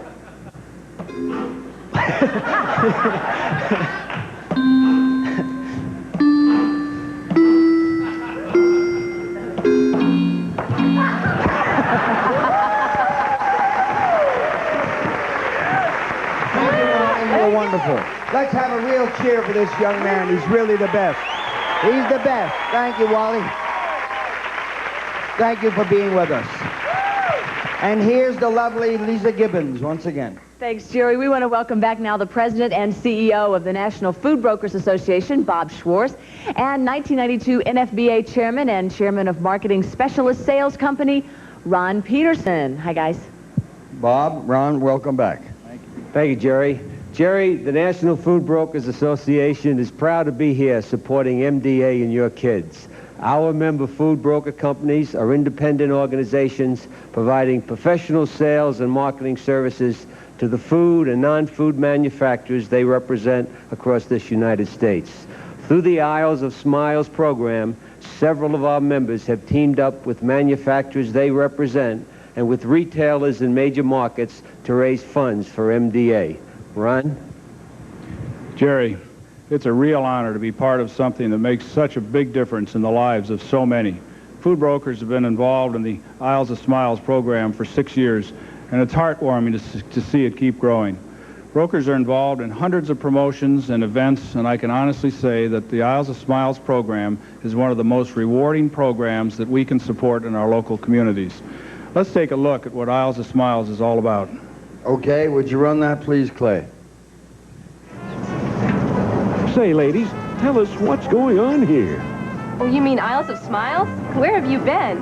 Doesn't everybody know Isles of Smiles is a program where manufacturers, brokers, and retailers help Jerry's kids? We've been supporting Isles of Smiles for years. We never miss this promotion because we know we're helping people when we buy Isles of Smiles products at our favorite store. We like to support companies that give something back. Especially when it doesn't cost us any more, and we still get the same high-quality products.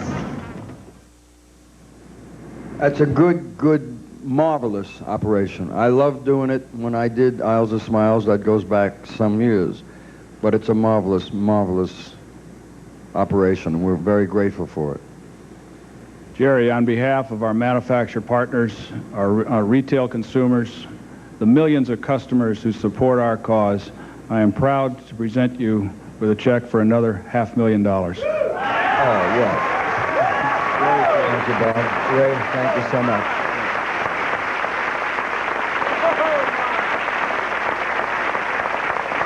I like their style. They got style. Okay, Lisa, baby. Yeah, that woke us up. Wonderful. And now the president of Universal Cheerleaders Association from Memphis, Tennessee, Jeff Webb. Hi, Jeff. Jerry, how are you? Welcome. Good to see you again. Nice to see you, too. Jerry, as you know, each year Universal Cheerleaders Association trains thousands of America's most active and athletic young people. And we share your dream that one day every youngster will have the chance to participate in cheerleading or any athletic activity they choose. You know, this is the third year we've participated in the telethon. This year I've brought with me Michelle Kokert, one of our instructors, and she's also part of the performing group that'll be on stage next hour, as you've seen. And Michelle has something she'd like to share with you. Okay. Jerry, my brother was only 13 years old when he died from muscular dystrophy, but I know the biggest highlight of his whole life was the NDA summer camps, because in that week he could do what other children can do every day of their lives. Without NDA support, with Michael's medical expenses, I don't know how my family would have made it.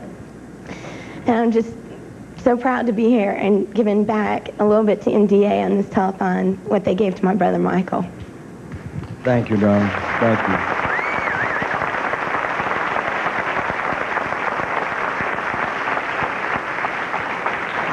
Jerry, Michelle and I right now would like to urge cheerleaders all over the country to join us to fight neuromuscular diseases with their pledge, call in their pledge, and help us with this.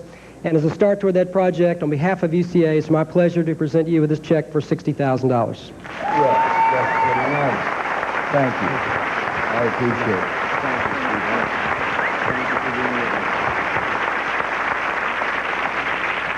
appreciate it. Those kids have performed in this program earlier in the evening. For those of you that didn't see it, you've got something to look forward to. They will be performing again. What does that say?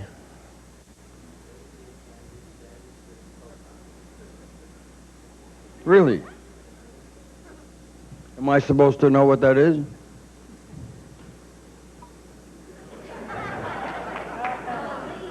JL ad libs, okay?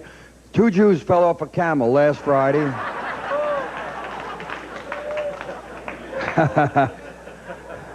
Okay, we would like you to see a profile. If you'll roll the tape, Clay, we'll all see what it is.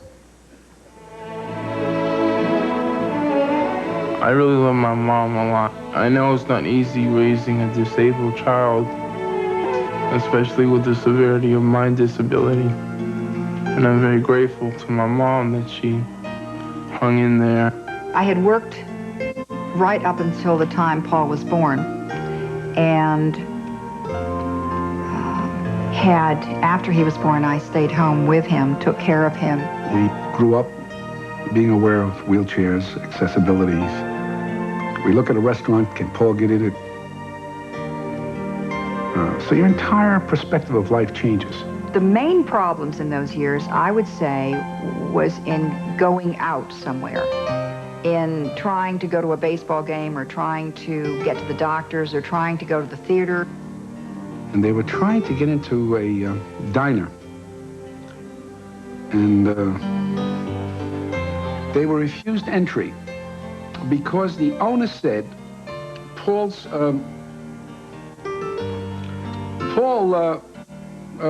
could be offensive to his clients. We started to visit schools. Schools were very surprised that we were bringing a child like this to the school. And so I said, he has a disability, but he certainly is not going to go anywhere with his life without an education. And all of a sudden I thought, somehow, I don't think my son fits under our Constitution, our Bill of Rights. I think we have a group of people here who are excluded. And that was when I started to become more active in dealing with disability beyond my own child. I had to do something on a national level in order to see some laws changed, some policies changed, and I was appointed to the National Council on Disability. We wrote a report to the Congress and the administration.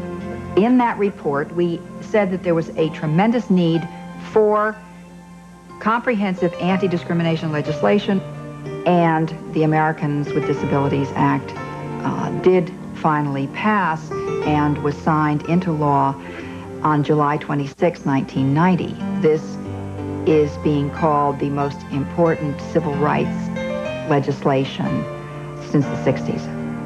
The ADA really gives me a right to participate in society and not just, you know, be on the sidelines. They never had this before. They no longer have to apologize for living. It is not only inappropriate and inhumane for disabled people to have to go into a nursing home, but it's also not economically a good way to deal with disability. If a person is in a nursing home, they are not a consumer, they are not a taxpayer, they are not a member of society, and I don't think any of us would want to have that the only option left to us in our lives.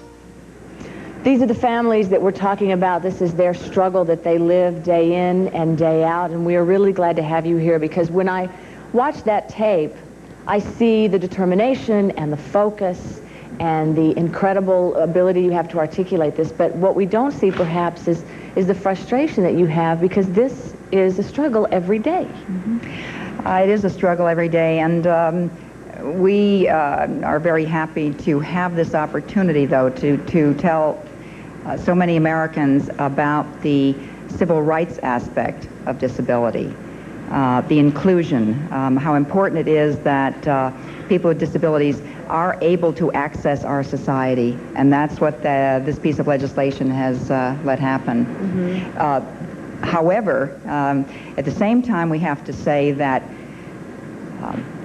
there are other things to be done. There's a lot of work to be done.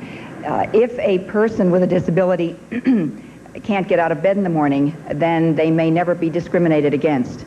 And so, for example, personal assistance is very, very important.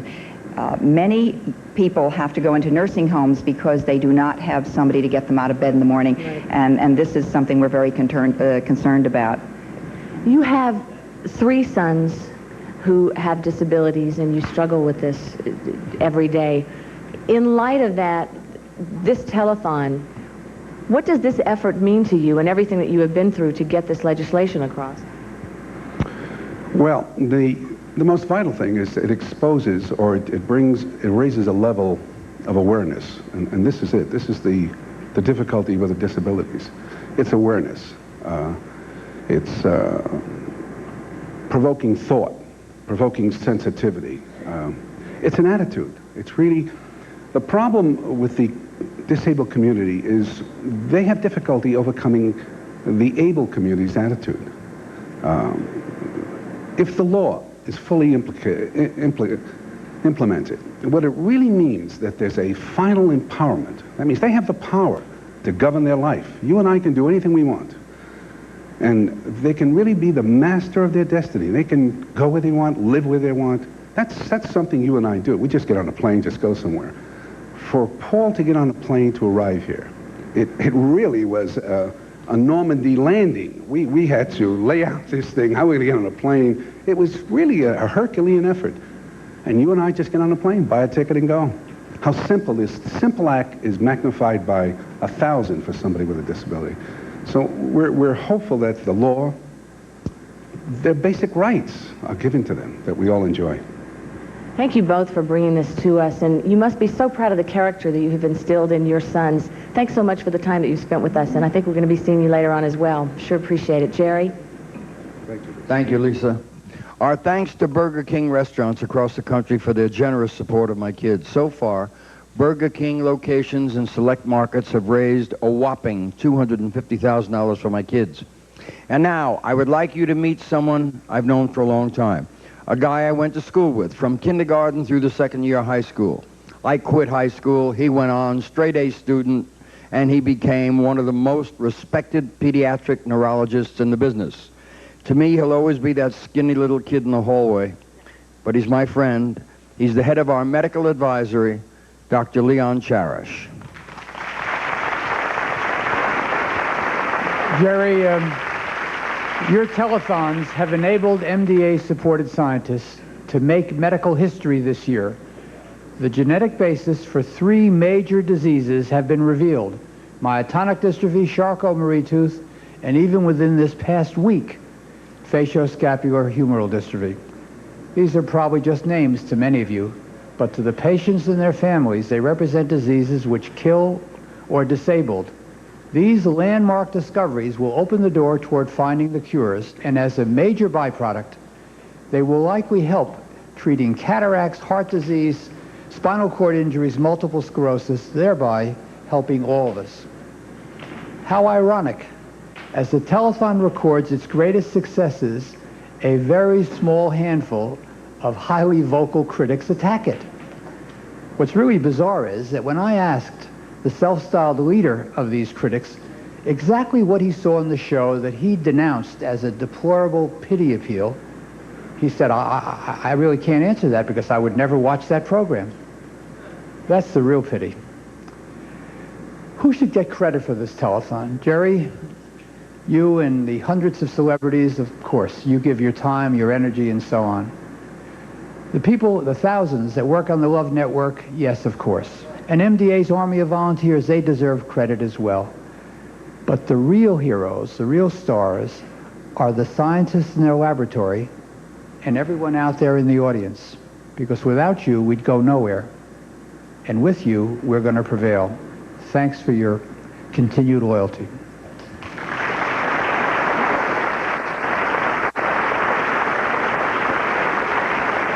Thank you, Leon. Okay, we have the best band in the world, right here.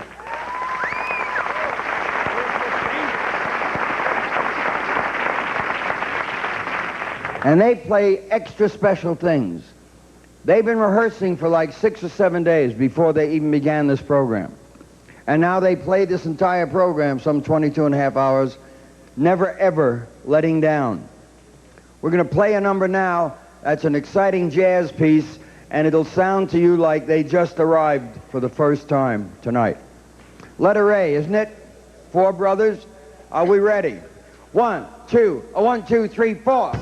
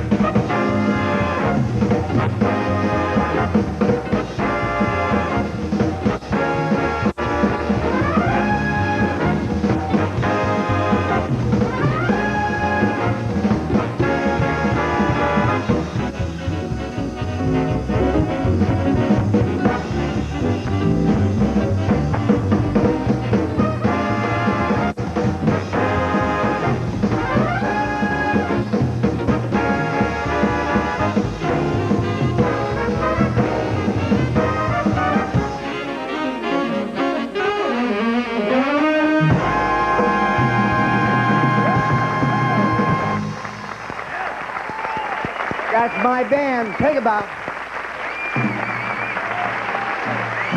Are you crazy? Thank you, fellas. Lisa, you go ahead.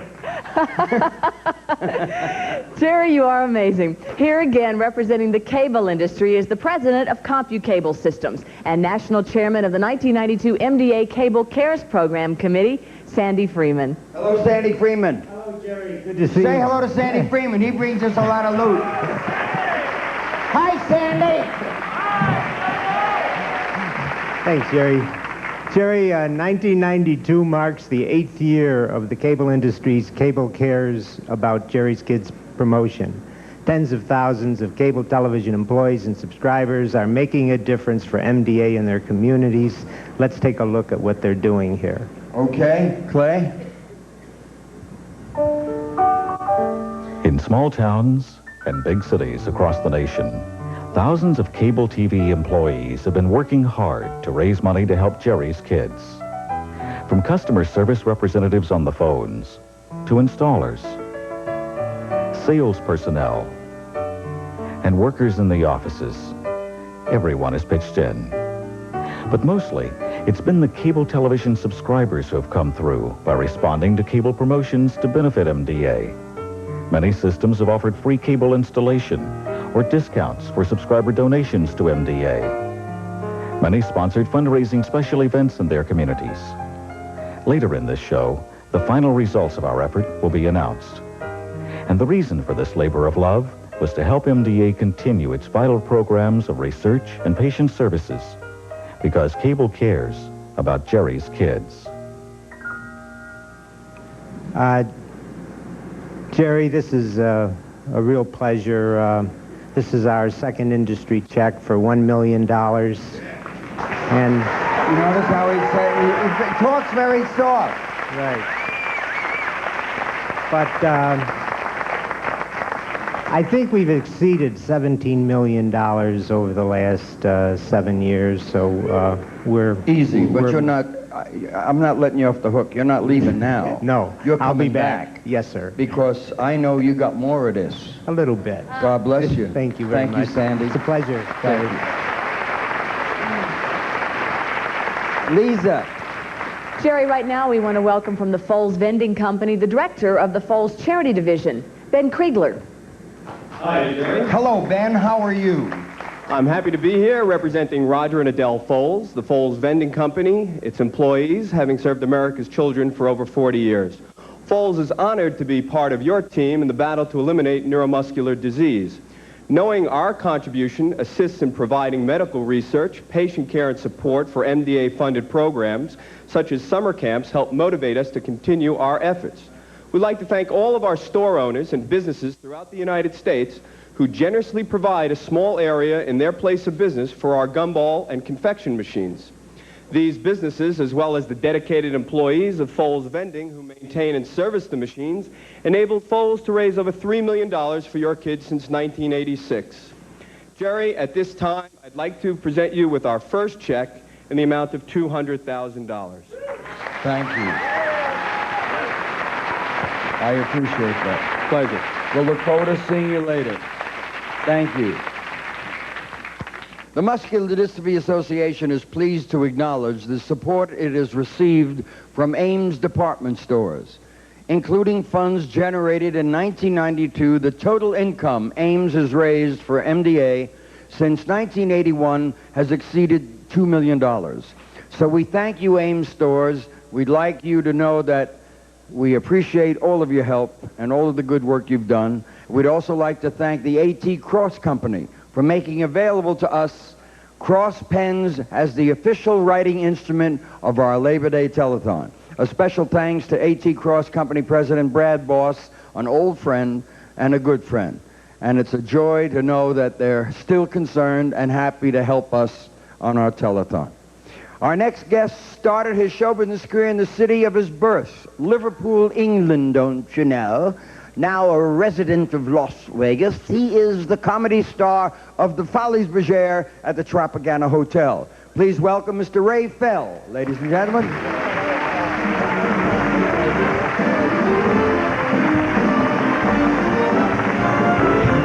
Thank you, ladies and gentlemen. Good evening. How are you? I came here from England, as Jerry said. I did the Royal Command performance for the Queen. She loves me. I'm all she's got now. The family's breaking up. I finished the show, and this producer said, you got to come to Las Vegas. I like your act. I said, do you? He said, I'm not kidding. I like you. I said, what a nice thing to say. Thank you. I like you, too. So we danced for a while, and here I am. I got the job in Las Vegas. The hottest place on the planet last week. Oh, God. I saw a tree chasing a dog. I couldn't believe it. I've never seen ants going... And I love what they tell you. Yeah, but this is dry heat. So's a blowtorch, I heard. So I've been gambling. I'm not very bright. Irish background. I lost the car. Can you believe that? I lost the car I came here in. Hertz was furious. I didn't know you're supposed to give him back. I didn't know. So I had no car, no transport. I couldn't get around. I saw a sign. It said Subway. I went in. They gave me a sandwich. I thought that was very nice. So I tried the same thing in New York. I got hit by a friggin' train. We were here in Las Vegas. I had some great stuff. The greatest thing for me, when I arrived with my brothers, the night of the fight, the Tyson brother fight, I'm standing in the bar, the Mirage, very nice place, and this girl spoke to me in this language I'd never heard before, American. It's great when you hear it for the first time. She said, hey, could you go for me? I said, why can't you go for yourself? She said, no, jerk. She knew my name, too. She said, would you like to get it on? I said, how did it come off, for God's sake? I met a girl at a party, a fine-looking woman, and I said, the way I was raised, may I take you home? She said, these are modern times. Do you have a condom? I said, no, I'm staying in a trailer park with a friend. She said, I mean, do you have protection? I said, why, do you live in the trailer park, too? She said, damn, I'm a modern woman. There's a half dozen. See what you could do with those. I'm an Irish Catholic. I didn't know what they were. So I blew them up. I made a giraffe, a big one. And a poodle. Well, as you've seen on all the late-night tours, I've been on tour. As you've seen on all the late-night TV shows, I've just done a world tour with Julio, which has been the greatest break for me so far. Julio Riley, the accordion player. We're in Hawaii, right? Finished the show. I loved Hawaii. No, with Julio Iglesias, this was. I went to Caesar's Palace here with him, Long Island, New York. But Hawaii, they speak American, and I'm still learning. Fella said, aloha, welcome to Hilton Village, Waikiki. Would you like a lei? I thought, my word, that's hospitality. Usually we get a pot of tea and a biscuit. So I said, a lei is it? I'm your man. Well, he hung some flowers around my neck. I thought, oh, God, it's going to be him.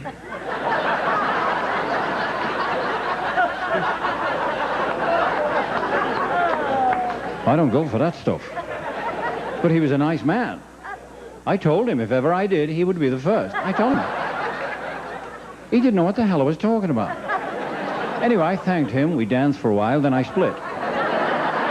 So we're flying back from Hawaii. I hate flying. No, flying's all right. It's crashing and burning I can't handle. I get on the world's worst. I had the worst experience. I came from Ireland on an airline now defunct. Oh, it's a terrible airline. I'll never forget that. I was getting on the plane. I thought, I wanted to be Americanized and cool, you know. I thought I knew the navigator. I shouted, hi, Jack. Somebody shot me.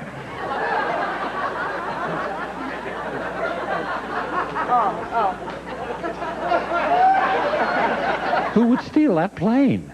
These planes were, oh, they took the staircase away. The plane fell over sideways. So what else is new? Oh, I went to a reception here. There's a wonderful hotel built like a castle. You got to see this, Old English. I'm going across the drawbridge. There's a little old lady standing on the drawbridge. She's a hostess from the hotel with a basket of goodies. And she speaks Old English. She said, good evening, sire. Wouldst thou care to try my wares? So I said, prithee, madam, I thank thee, but nay. She said, well, screw thee then.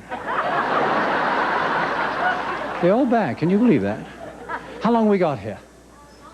Oh, moments. We can go on a bit? Oh, we got to go now. Well, ladies and gentlemen, I want to thank you, and I want to thank you, Jerry. Let me tell you, getting through security here tonight was a nightmare. God stopped me coming in. I said, I'm Ray Feller. He said, you can't come in here. I said, I'm the Comedy Star of the Tropicana Hotel. He said, we saw your act. You can't come in. So I grabbed him. He grabbed me. We danced for a while, and here I am. Thanks a lot. Have a good night. Bye.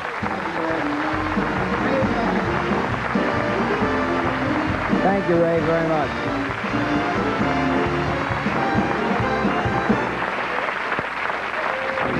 Hi, I'm Forrest, and this is Scott. We're the post-production team on Telethon 92. That's right. Don't forget, you can make your telethon contribution with your American Express, Visa, MasterCard, or Discover card. And if you use your American Express card, American Express will donate an extra $1 to the MDA. That's right. Please have your credit cards handy when you call the number on your screen, or 1-800-FIGHT-MD. These are all of our crew members that have been doing these spots. And some of them are really never going to be in this business. We'd like to welcome Camelot Music to our family of outstanding sponsors. This past year, Camelot's loyal and caring customers responded to the company's repeat performance program by contributing over $150,000. So thank you, Camelot, and your great customers. Now, we got all the time in the world, right? Local stations, please pick it up. We're going to take a rest for about 10 minutes, prepare for the next hour. We hope all of you good people will remember that this show is very important. And we'll be back for hour 14. Hang in there. This is the MDA Telethon Network.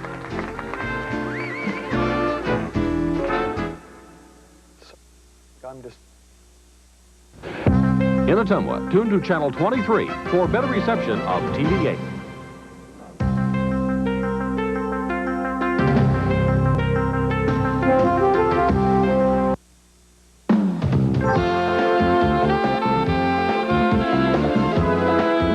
Most mornings you can count on John McLaughlin and I to bring you the news you need to start your day. Well, this weekend, we need to count on you to make some good news happen for the Central Iowans that have neuromuscular disease. So start your day off with a telephone call to the telethon. We're counting on you. Please call in your pledge, and thank you. Live from Merle Hay Mall, here's Mary Brubaker and Steve Carlin.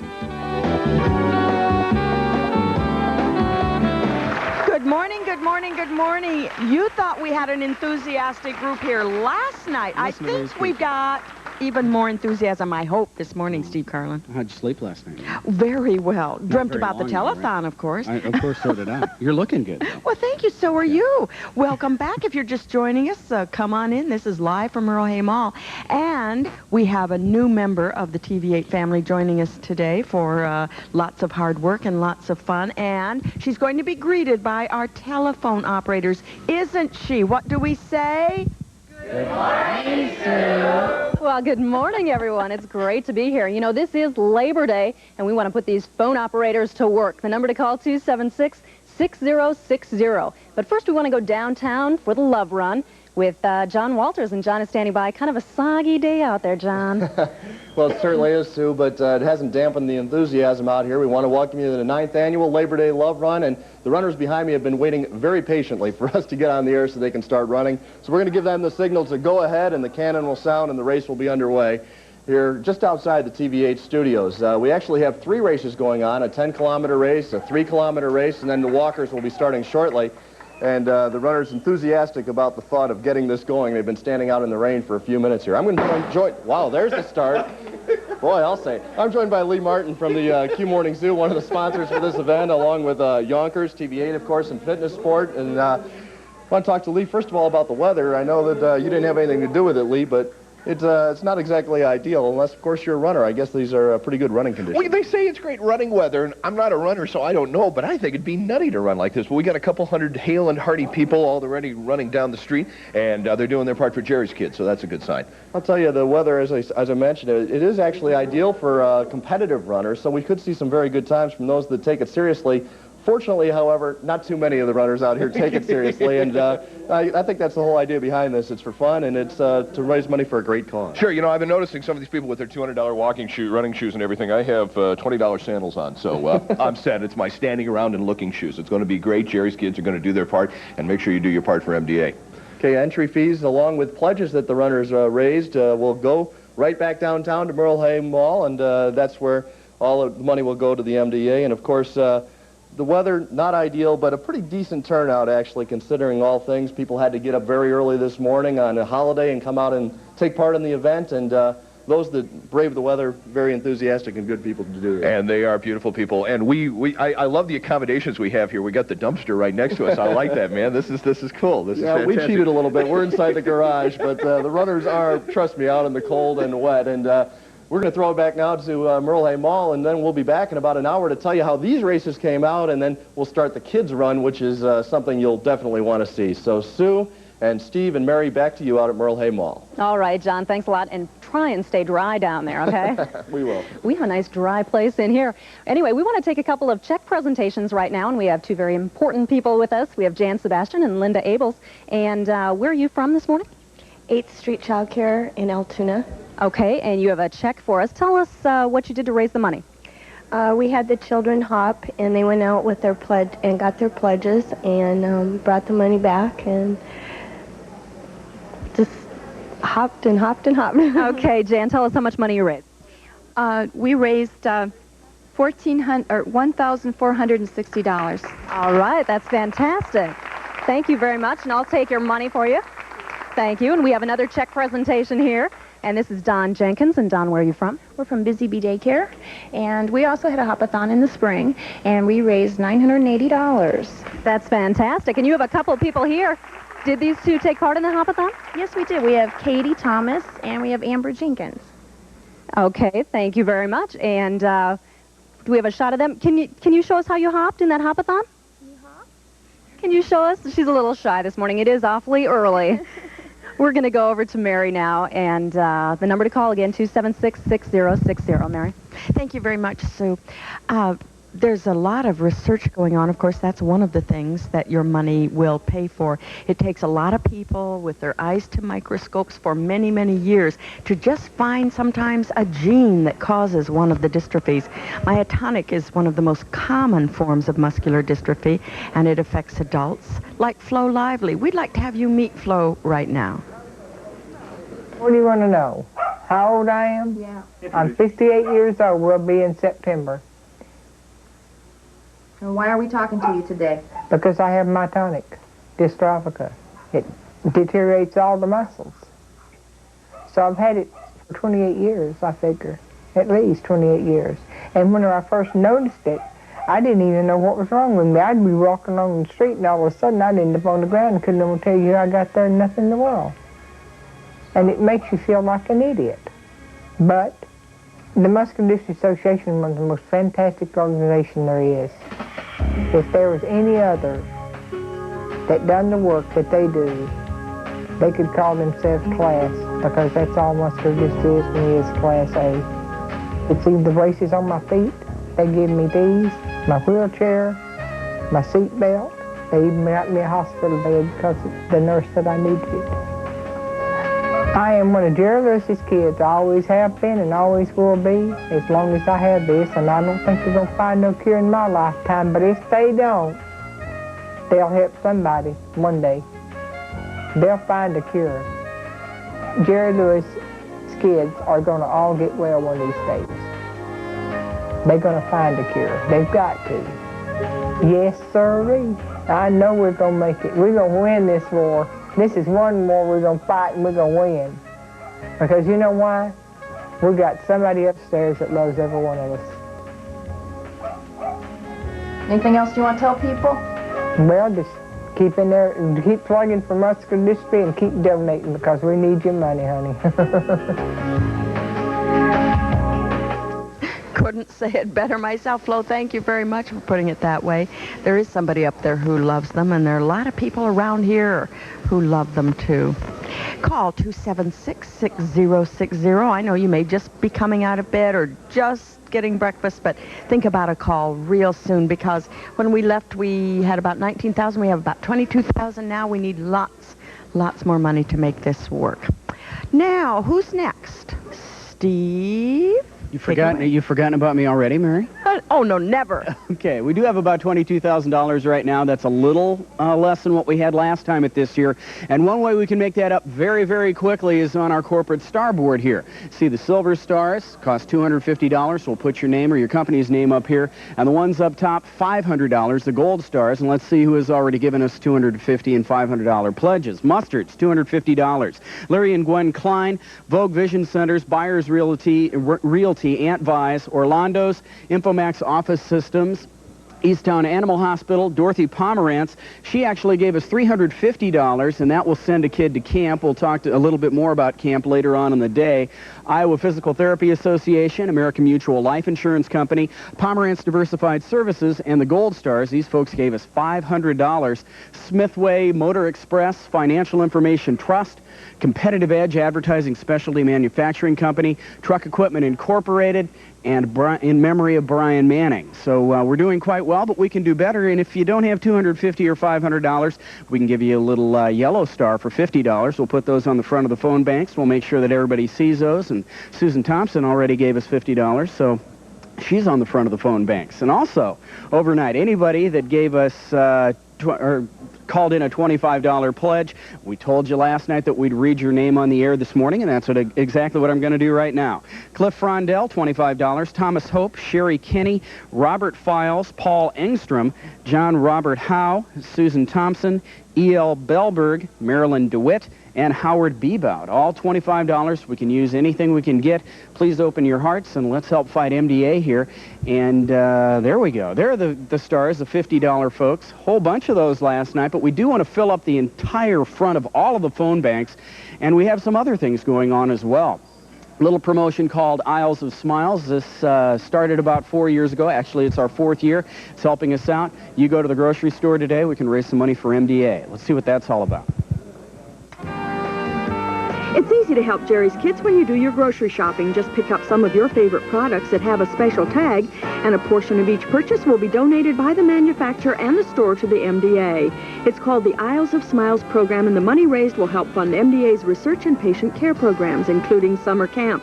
That'll bring a lot of smiles to all of Jerry's Kids. The products in this year's program include Crunch and Munch, Sunsweet Prune Juice, Chef Microwave Pasta, Western Dressing, Azteca Super Tortillas, Pam Cooking Spray, Welch Grape Juice, Flavor Kiss Toastums, Welch Orchard Juices, C&H Sugar, Van de Kamp Fish, Sunsweet Pitted Prunes, Pick Sweet Vegetables, Welch Grape Jelly and Jam, Lysol Deodorizing Cleaner, Libby Light Fruits, Musselman Applesauce and Juice, Sun-Made Raisins, Chef Boyardee Canned Pasta, Downy Flake Waffles, and Pet Ritz Cream Pies. Thanks to Area AGI, Country Market, Dolls, Easter, Econo Foods, Fairway, Food for Less, Foodland, Hy-Vee, Jack and Jill, and Super Value Stores for supporting the Aisles of Smiles program, and also the sales force of Des Moines Food Brokerage Company for sponsoring this terrific program.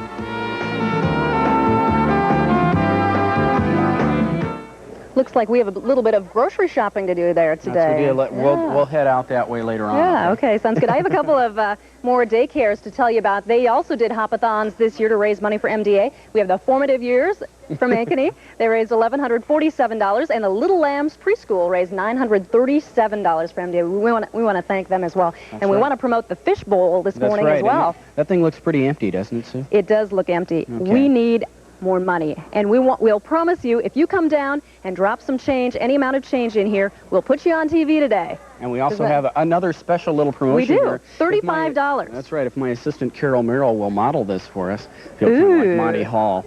I'm not going to put it on You can get this lovely MDA T-shirt for just $35. MDA and TV8. You can wear that around proudly and tell people that you helped fight muscular dystrophy with your donation to the cause here. That's right. And if you don't have $35, well, we'll take anything. There's all kinds of pocket change in there. Just come on down by the mall, do a little shopping, and drop off that pocket change right in the fishbowl. Moms and dads, bring your kids down, roll the VCR at home, and you'll have your child on TV forever and ever. Oh, special moment. We want to go to Mary now at the phone bank. Mary? Thank you, Sue, but I want to see Steve hopping some more later on. We talked about aisles of smiles. We have rows of smiles, don't we, today?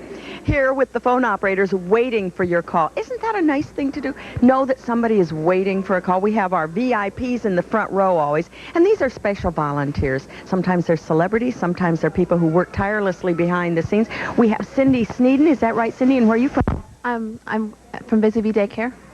We're located north of Douglas on 41st. Okay, and if you want to call Cindy, she's right here in the front row. Joanne Mackey. From Howard Johnson's. And also from Howard Johnson's, Judy Kozak. Yes. Now, Howard Johnson is always very nice to us. They sponsor our banquet, and they help MDA in other ways. So you want to come and volunteer? Of course. Well, I hope you're going to get some calls. I'm waiting for this thing to ring. I hear the phone ringing up on the top row. Judy, have you taken any calls yet? Not yet. I'm waiting. And they let you off work today, huh? Yes, they did. Oh, those are nice people at Howard Johnson. Dave, and we have, let me see, Upferman. I suppose during the Jerry Lewis Telethon, more names get mispronounced than at any other time of the year, but we do our best, Dave. Well, that was close enough. How close was it? Yeah, well... You say it. Offerman. You don't say the P. Oh, okay. No, you leave the F out. Okay, from KDMI, and... I'm supposed to say this. No, you got a little speech. I forgot about that. Oh, okay. Well, this is your big shining moment, Dave. Take it away. Okay. One of the strongest groups to support MDA is the firefighters. These dedicated people have not only protected our lives and possessions from fires, but they have raised millions of dollars to benefit MDA. This year in Central Iowa, they have decided to do a special event to show off their skills and help Jerry's kids. In the north parking lot here at the Merle Hay Mall, fire departments from around Central Iowa will be pitted against each other in a special water fight this afternoon. We invite you to come out and support the firefighters and MDA by watching this exciting event. How did I do? I think you passed, yeah. Well, that's okay. You're supposed to be just a little nervous when you're a star on TV, Dave. Right. Okay. What do you do at KDMI? I'm night broadcaster, weekends, that kind of stuff. So you're used to staying up all night. Well, yeah, I clean the bathrooms too, so it's not like I'm a big shot. We do too once in a while. I don't know who was supposed to be in that chair, but we've got a little space here. You might want to move a little closer to Missy because she's really a wonderful person. Missy DeYoung, who used to be with us at KCCI, now is with KFMG. She does everything. She's a composer. She's a producer. Welcome to the telethon, Missy. Thanks, Mary. It's good to be back. Do you have a little spiel for you? And we'll have the challenge of the celebrities here and see if you can do better than Dave did. Okay, well, we'd like to extend a special thanks to the Business and Professional Women of Sheraton for sponsoring the Pledge Center at City Hall. We appreciate the efforts of the Business and Professional Women to bring the people of their community closer to the telethon and closer to MDA. In addition to answering the phones in the area, the Business and Professional Women of Sheraton held a Stanley party to raise money for Jerry's kids. If you live in the Sheraton area, be sure to give them a call at 774-5991 and help MDA. I'm glad you got that plugged in because people in the outlying areas like Sheraton have worked so hard and they want to help. They want to be there. We wish they could all be here so we'd have one big gang, but they're doing their part there, and I know a lot of those are down there, however you want to say where Sheraton is. But there's some great people down there, and we want to thank them for doing that. Miss, I hope you get a call. Oh, me too. Your friends at KFMG. That's right. So it's always the challenge of the radio stations. I guess we only have one motel here, so one hotel motel, so no challenge there. We are going to introduce you to two very special people. I should say four, because Jeremy and Jordan Sovereign have very special parents, Steve and Becky, and they've been very busy volunteers for MDA. The boys have Duchenne. The number to call during that piece or after is 276-6060. But right now, let's meet those very special young men, the Sovereigns. Call 276. No, I mean, call 276. No.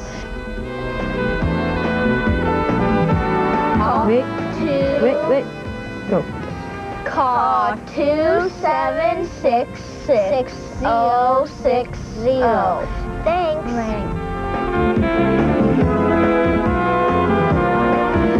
Call 26. Call 276-6060. Thanks. Call 276. No. Call 6060. 7666060. Call 276-6060. Thanks.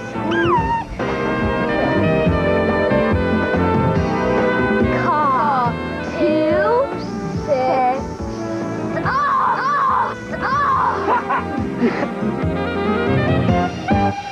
Two, 7666060. Thanks.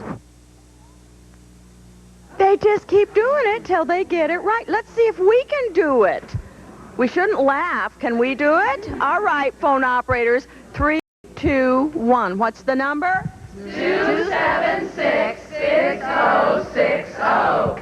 See, Jordan and Jeremy, they learned. There's some people bringing money to the fishbowl, and let's get them on TV, Mary, Stephen I Sue. think you might have confused those people with the 3-2-1 part. You don't need to dial that.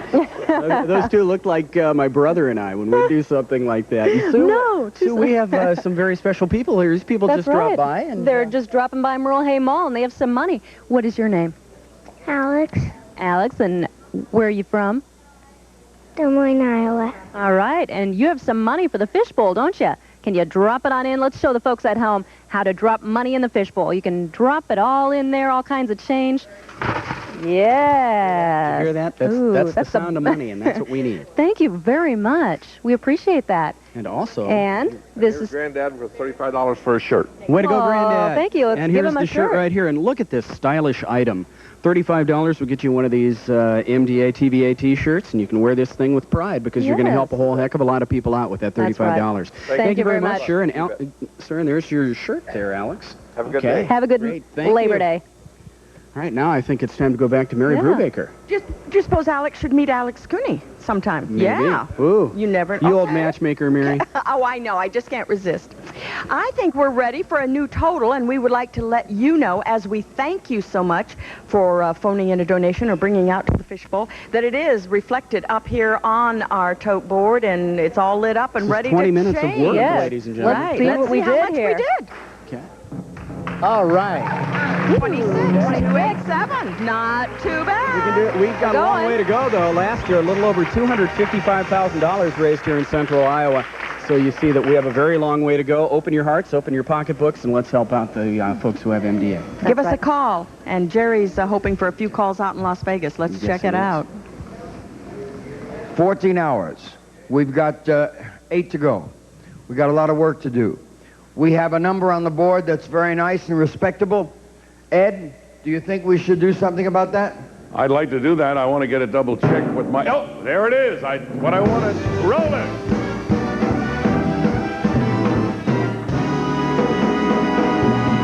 Yes.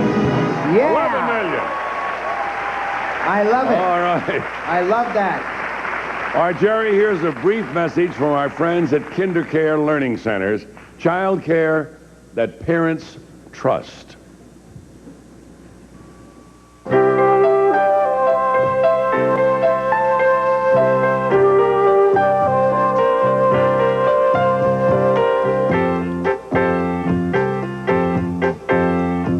A child is like a beautiful flower that blooms every day. At KinderCare, we nurture children. We see every child's potential. That's why we have a year-round, nationwide commitment to raise money to help Jerry's kids fight neuromuscular diseases. Because every child should have a chance to blossom. Joining us this morning are KinderCare's 1992 top fundraisers for MDA, the Western Division's top center fundraiser from Colorado Springs, Colorado, Kate Deppie. The Central Division's top center fundraiser from Palace Hills, Illinois, Ginny Busco. The Eastern Division's top center fundraiser from Jonesboro, Georgia, Gloria McElhonu. And the top district fundraiser from Orlando Park, Illinois, Deborah Barnett. The top region manager from Schaumburg, Illinois, Bill Stanishevsky. And the host of KinderCare's single largest fundraising event from West Covina, California, Pat Sosedo. A nice round of applause for all of them. Thank you, folks. Okay, Jer. Thank you, folks. We're delighted you're with us, and thank you for all of your help. Our friends at Metro Media Communications have found a way to help my kids all year long, while helping you save money on your long-distance phone bills. When you honor your pledge this year, you'll automatically qualify to participate in the Every Call Counts program. Once you switch to Metro Media, they'll donate 10% of your monthly long-distance bill to MDA. But remember, to qualify, you must honor your pledge. Okay? Here's a special treat for you, ladies and gentlemen. They come from Los Angeles, all 50 of them. Please welcome the H.B. Barnum Live Choir.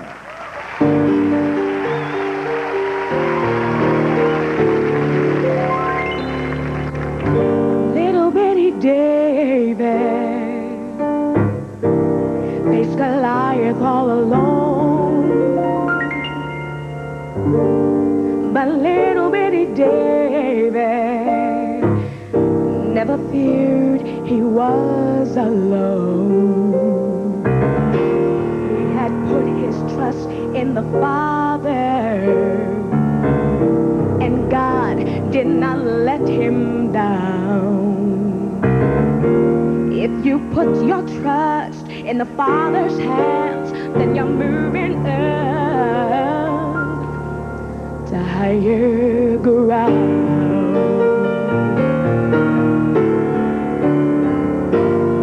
People laughed at Noah, said that he was acting strange, but God had told Noah, yeah, that the weather was gonna change. So 2 by 2 into the ark they came, and God did not let them drown.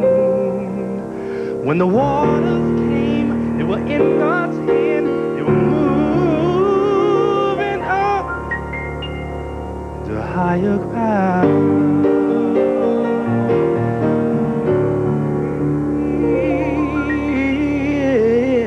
Moving up to higher ground. So take all of your burdens, he'll help you lay them down. Just put your trust in the Father, he can always be found. Put it in the Father's hand and move on up to higher ground. Oh, when there's trouble everywhere, and your trials and tribulations are so much to bear, and your trouble come down on you, well, you're struggling, you don't know just what to do. Be like Shadrach, Meshach, and Abednego. They faced the fiery furnace with no place to go. They put their trust in the Father, and he pulled them through. I tell you, there's nothing that my God can't do.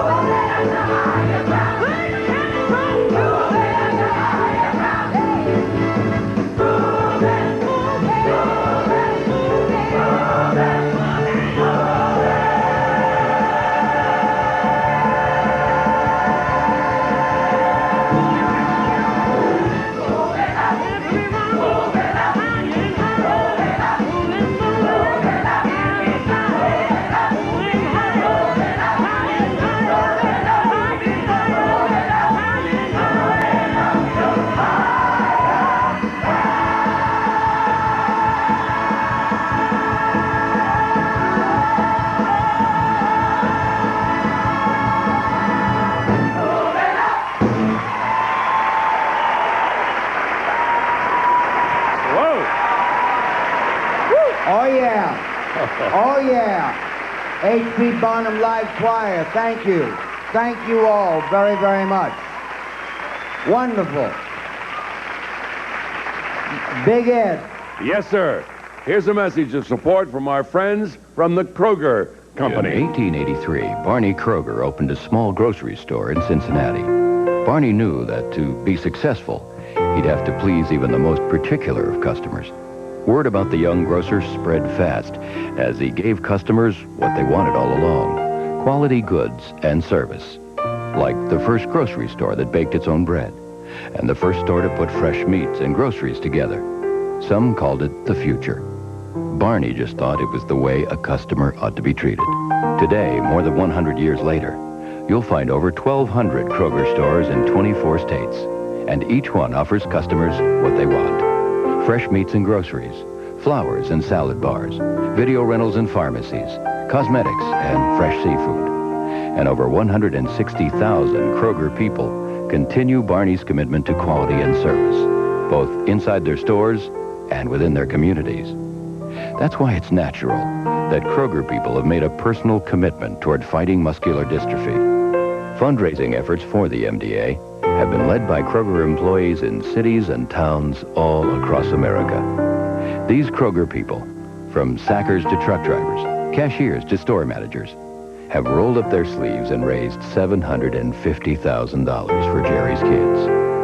Along with Kroger suppliers and Kroger family members, Kroger employees have given of their own time and energy by holding softball and golf tournaments, antique car shows and dances, bowl-a-thons and Olympics.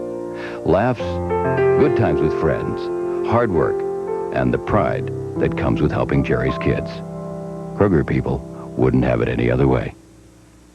Hi, my name's Sarah, and I'm the assistant to Lee Miller, the producer of our telethon this year, and I'm here to tell you how easy it can be to make your pledge. You can use your American Express card, Visa, MasterCard, or Discover card to make your pledge, and for every American Express card used, American Express will donate an extra $1 to MDA. So please have your credit card handy when you call the number on your screen, or just call 1-800-FIGHT-MD. That's 1-800-FIGHT-MD. You did good, Sarah. You really did good. That's one of our very important production assistants that did that. The Muscular Dystrophy Association is pleased to acknowledge the support it receives from Kmart Associates nationwide. This year, Kmart's family and their customers are expected to raise more than $500,000 for MDA. So thank you for caring, Kmart, and we appreciate it greatly. To you ladies and gentlemen watching, I think if you look at your watches, you'll see that it's 5 minutes to 10 Eastern Time, 5 minutes to 9 Central Time, 5 minutes to 8 Mountain Time.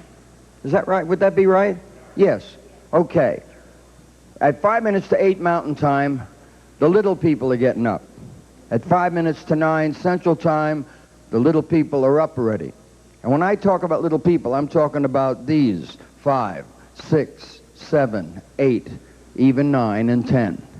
And for years, this telethon has benefited from the fact that these little people would wake up on the Monday morning and they would go with their canisters and their cans and their jugs and their jars and their cartons and their boxes and whatever would hold the change. They would knock on doors and they would bring us probably the equivalent of $1 million. Children with nickels, dimes, quarters, and dimes. So that I have to now take that moment or two and acknowledge them because they're very important dollars. And they bring an awful lot of money to children in trouble. And it's not a dichotomy, but it's children that are healthy that are very concerned for children in trouble. And I think it's part of the human spirit. And I don't mean to stand here and sound like Ernest Ainsley or Oral Roberts, but it is the human spirit. And it's something that we should all be most grateful for. Because there's a 9-year-old in all of us. I know there isn't me. I never want to change. But the 9-year-old in all of us really has simpatico and understanding and depth and a spirit to help others. When we get a little older, the tendency is to forget some of that. So to all the little people out there, Central Time, Mountain Time, Eastern Time, get it together. And then get your mom and your dad to make checks out for whatever you've raised, and you can send it to the post office box that we'll give you in the next hour or two. Okay? Thank you. Now we would like to entertain you, ladies and gentlemen, with a gentleman who is a man whose big mission in life is to slam a stapler against the forehead of American pop culture. And he has gold albums, 2 Grammy Awards to prove that he means business. Please welcome Weird Al Yankovic right here.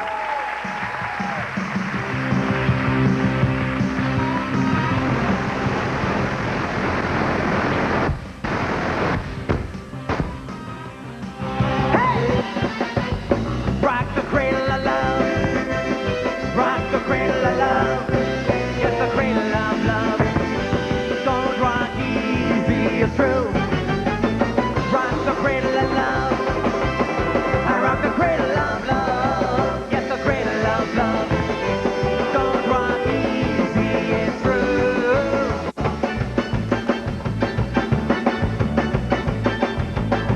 The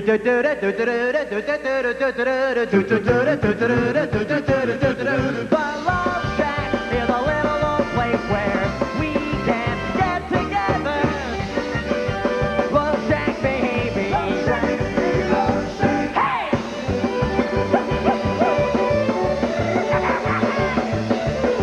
Pump up the jam, pump up the jam, pump up the jam, pump it up. That's me in the corner. That's me in the spotlight, losing my religion, trying to keep you, and I don't know if I can do it. Oh no, I said too much, I haven't said enough. But things you say, your purple pro just gives you away the things you say, you're unbelievable. Oh.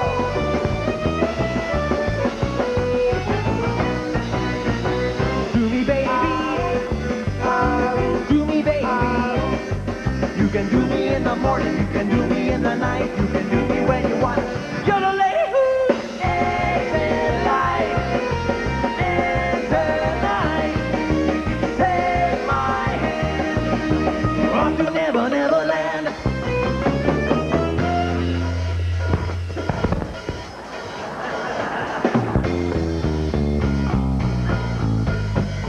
The Humpty Dance is your chance to do the hump. Do me, baby, do the Humpty Hump.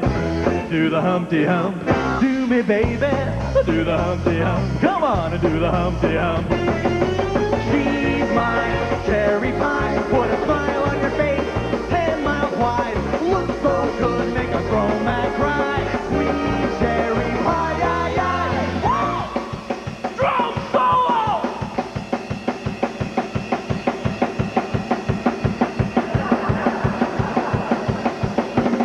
I miss you much. I miss you much. I really miss you much. I miss you much. I miss you much. I miss you much.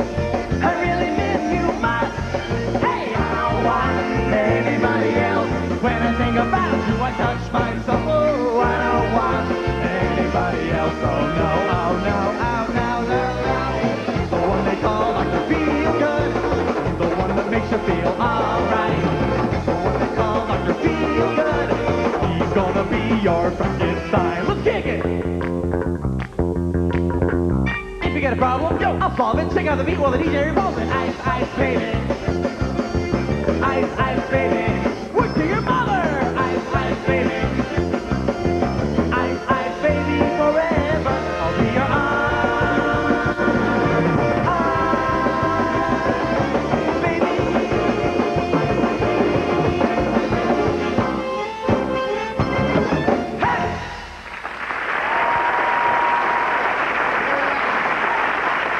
Thank you all very much. And thank you, gentlemen. Thanks for joining us.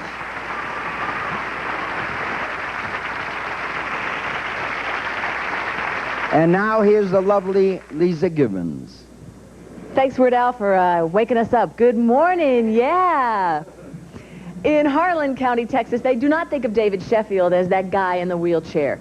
He is first assistant district attorney, a tough prosecutor, and a pretty tough guy when it comes to doing exactly what he wants.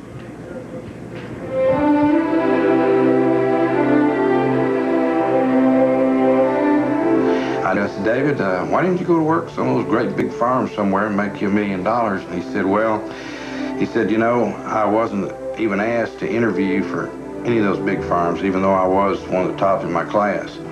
Mr. and Ms. Sheffield had a lot of problems with David coming along with his disability. They made lots of sacrifices.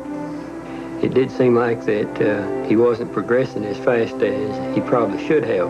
He tried all the normal things that babies do, but he had a lot more difficulty. We started trying to seek help.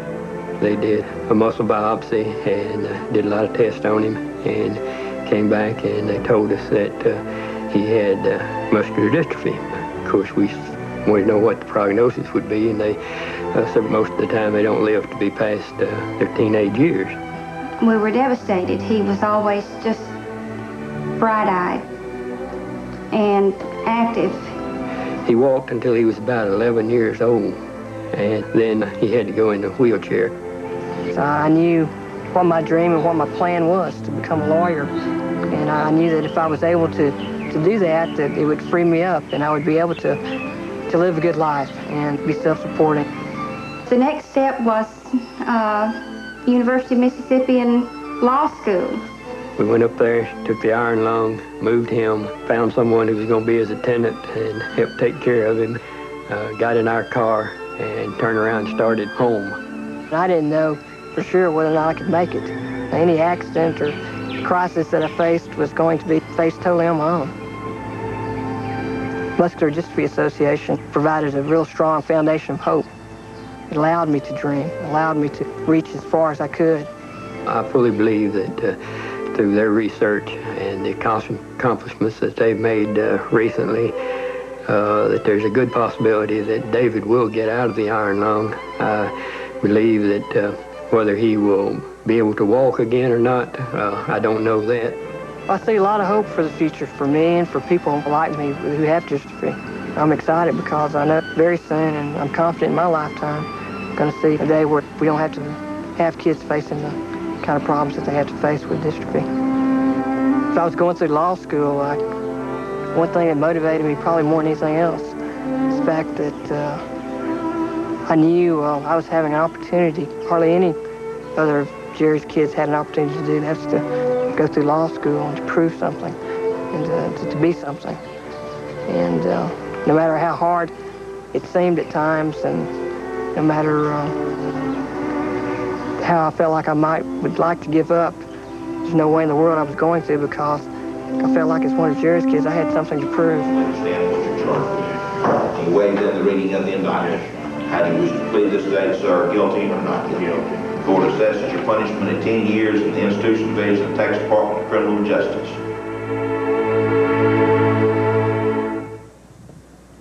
Ladies and gentlemen, meet David Sheffield and his lovely wife.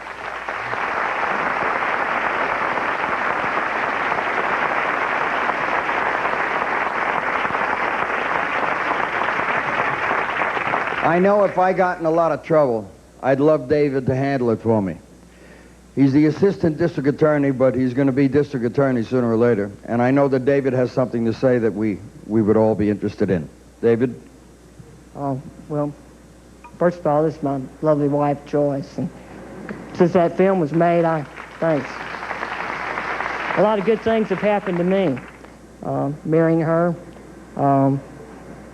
becoming a national vice president of MDA, the #1 leading voluntary health agency in the world. And the people in my good county elected me county attorney of that great place, Hardin County. And if you asked me 5 or 10 years ago, I didn't know if things like that would have been possible for me. But growing up, every year, I watched the tote board. I watched y'all. And every dollar you gave was a vote of confidence. It was a bet that I could do it. And I'm not the only one out there.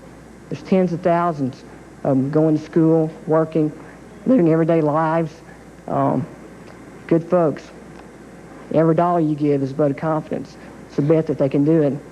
Sooner or later, we're not going to be here. What I mean, we're not going to be here because MD, muscular dystrophy, is going to be defeated. And it's going to be because of you.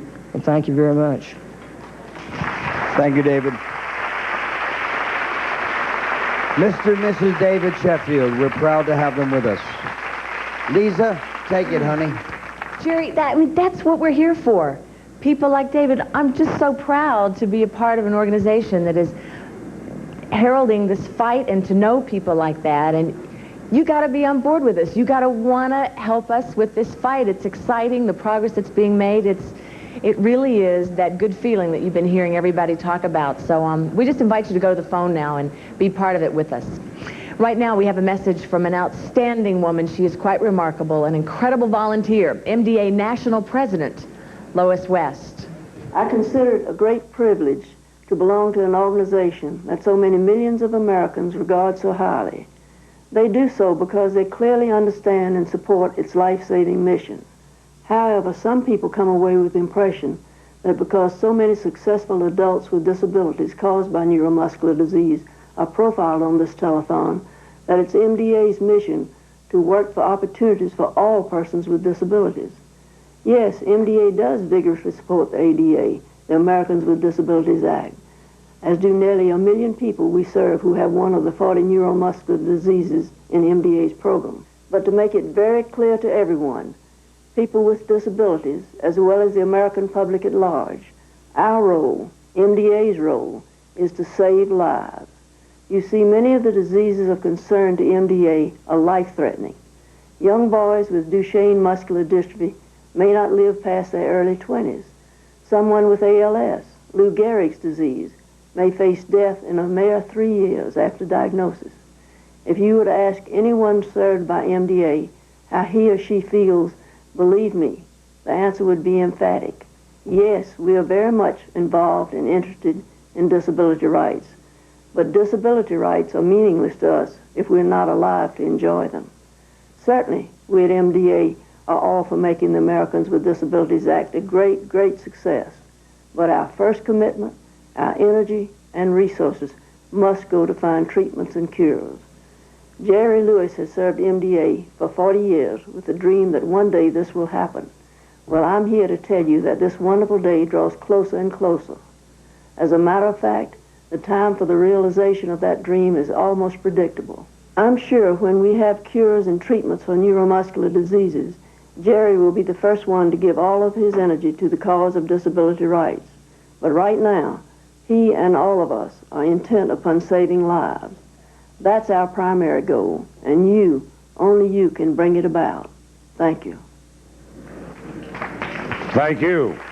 All right, let's welcome back the president of ERA Real Estate and MDA Vice President Tom Schmidt and ERA Sales Associate Deborah Kay. Welcome, Deborah. Tom, welcome. Nice to be back again, Jerry. Thank you. Jerry, in the 15 years ERA has supported MDA, our brokers and associates have raised more than $13 million, and those dollars mean even more when we see the personal impact they have on the lives of your kids. Here's one of the wonderful benefits your children receive from all our efforts. Okay. Being a kid means being free. Free to play and move around and discover the world. But for kids with muscular dystrophy, that same type of freedom comes with a huge price tag. Many kids with muscular dystrophy need wheelchairs that can cost $7,000 each. Contributions raised by ERA brokers and associates help MDA purchase these expensive wheelchairs for kids who depend on them for their only means of mobility at school. These kids and their families will benefit from the independence these wheelchairs provide. Jerry, here's Deborah Kay of ERA Don Nelson and Associates. In a single day, ERA Don Nelson raised over $23,000 for MDA. All of us on Team ERA are proud to support MDA. On behalf of real estate agents and brokers throughout the world, I'd like to present MDA with this check for $500,000. Oh, yeah.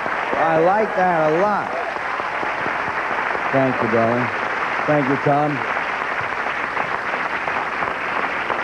I'll hold the $500,000, Ed, while you get on with it. Jerry, firefighters across the United States and Canada are helping your kids. Representing the International Association of Firefighters are From Atlantic City, New Jersey, Wayne Gottwalls. Boston, Massachusetts, Paul Finn. Pittsburgh, Pennsylvania, Joe King. Covington, Kentucky, Mike Best. Fort Myers, Florida, Leroy Nottingham. Fredericton, New Brunswick, Canada, Kendall Dunham.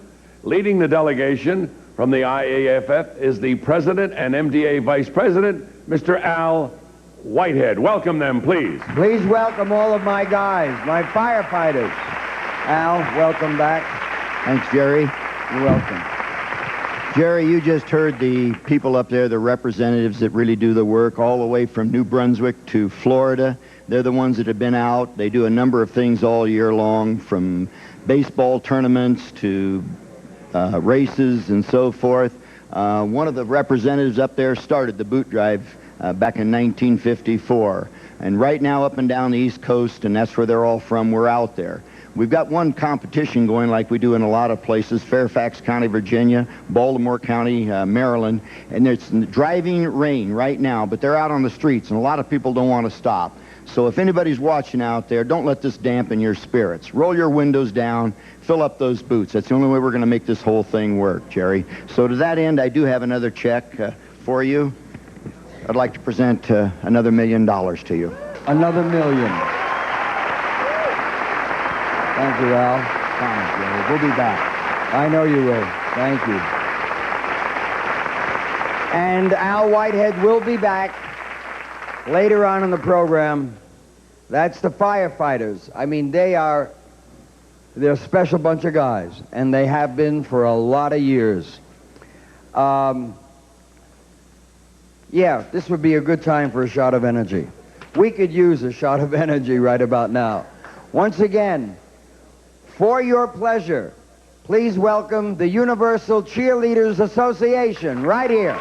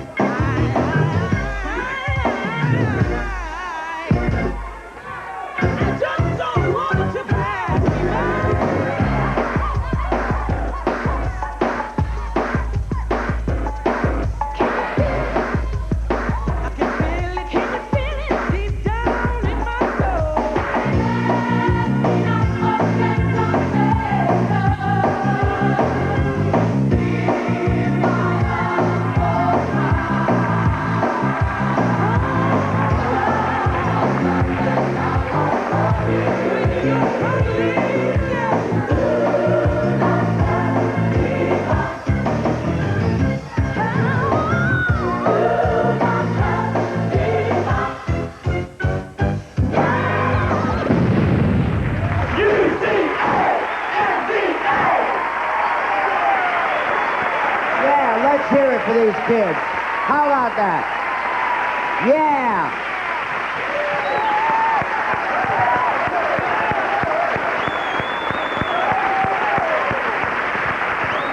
You're wonderful, all of you. Thank you so much. My God, did they miss those lights or what? But I'm not nervous. I just have a bad kidney condition, that's all. Okay. For more than 20 years, United Airlines has been a very proud partner in the fight against neuromuscular disease. And every year, United Airlines flight attendants from across the country join me here in Las Vegas to help as volunteers. But recently, I found there were United employees volunteering for my kids in other ways as well. At the Muscular Dystrophy Association summer camps, here's a special video to show you exactly what I mean. It's more than just a summer camp. It's a camp for children and young adults with muscular dystrophy, sponsored by United Airlines. More than 300 campers in Chicago, Denver, and Los Angeles got the chance to build new friendships, rekindle old ones, and discover new freedoms with the help of volunteers.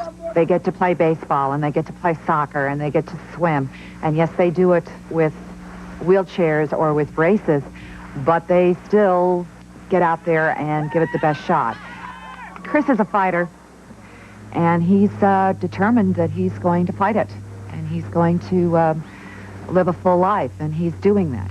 Like, it's weird how, like, when sometimes you're in a, like, when you're in a wheelchair and you can't walk, in the pool you can, like, swim. Like, and you have freedom in the pool, is what you're saying. Yeah. Children have a real sense of challenge about them, and they're wonderful to watch. They're inspiring to watch, actually.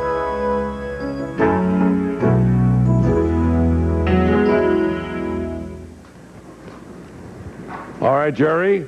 You want to tell me something? Well, look where I come over and join me, will you, please? I don't understand. I mean, you're always not really sure what you want to say, and then you get me over here, and then it's got something to do with something. I know what I want to say. The word is Tim.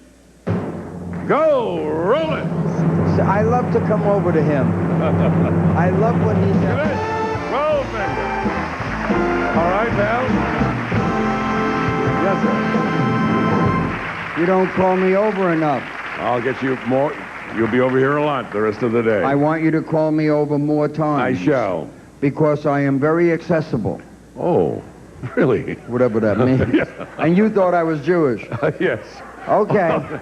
Now listen, we're going to cut away right now. Yes. Since last late afternoon, we've been entertaining people all across America. It's now time for them to entertain us. Right. And the way they do that is to make a pledge, get that number up on that board so we can feel good at the end of this day. And I can walk out to you and say, remember last year when you said if I get $1 more than last year, I'll feel so good? Right. You're going to feel so good later on. Okay. We're cutting away now, friends. Your lips to God's the next hour, Jerry will be rocking with Gerald Lavert and Going Country with Mel Tillis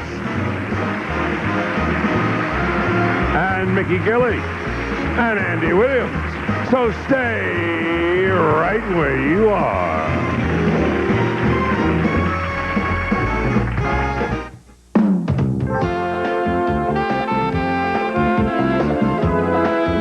In just a few minutes, we'll show you the results of our annual Love Run.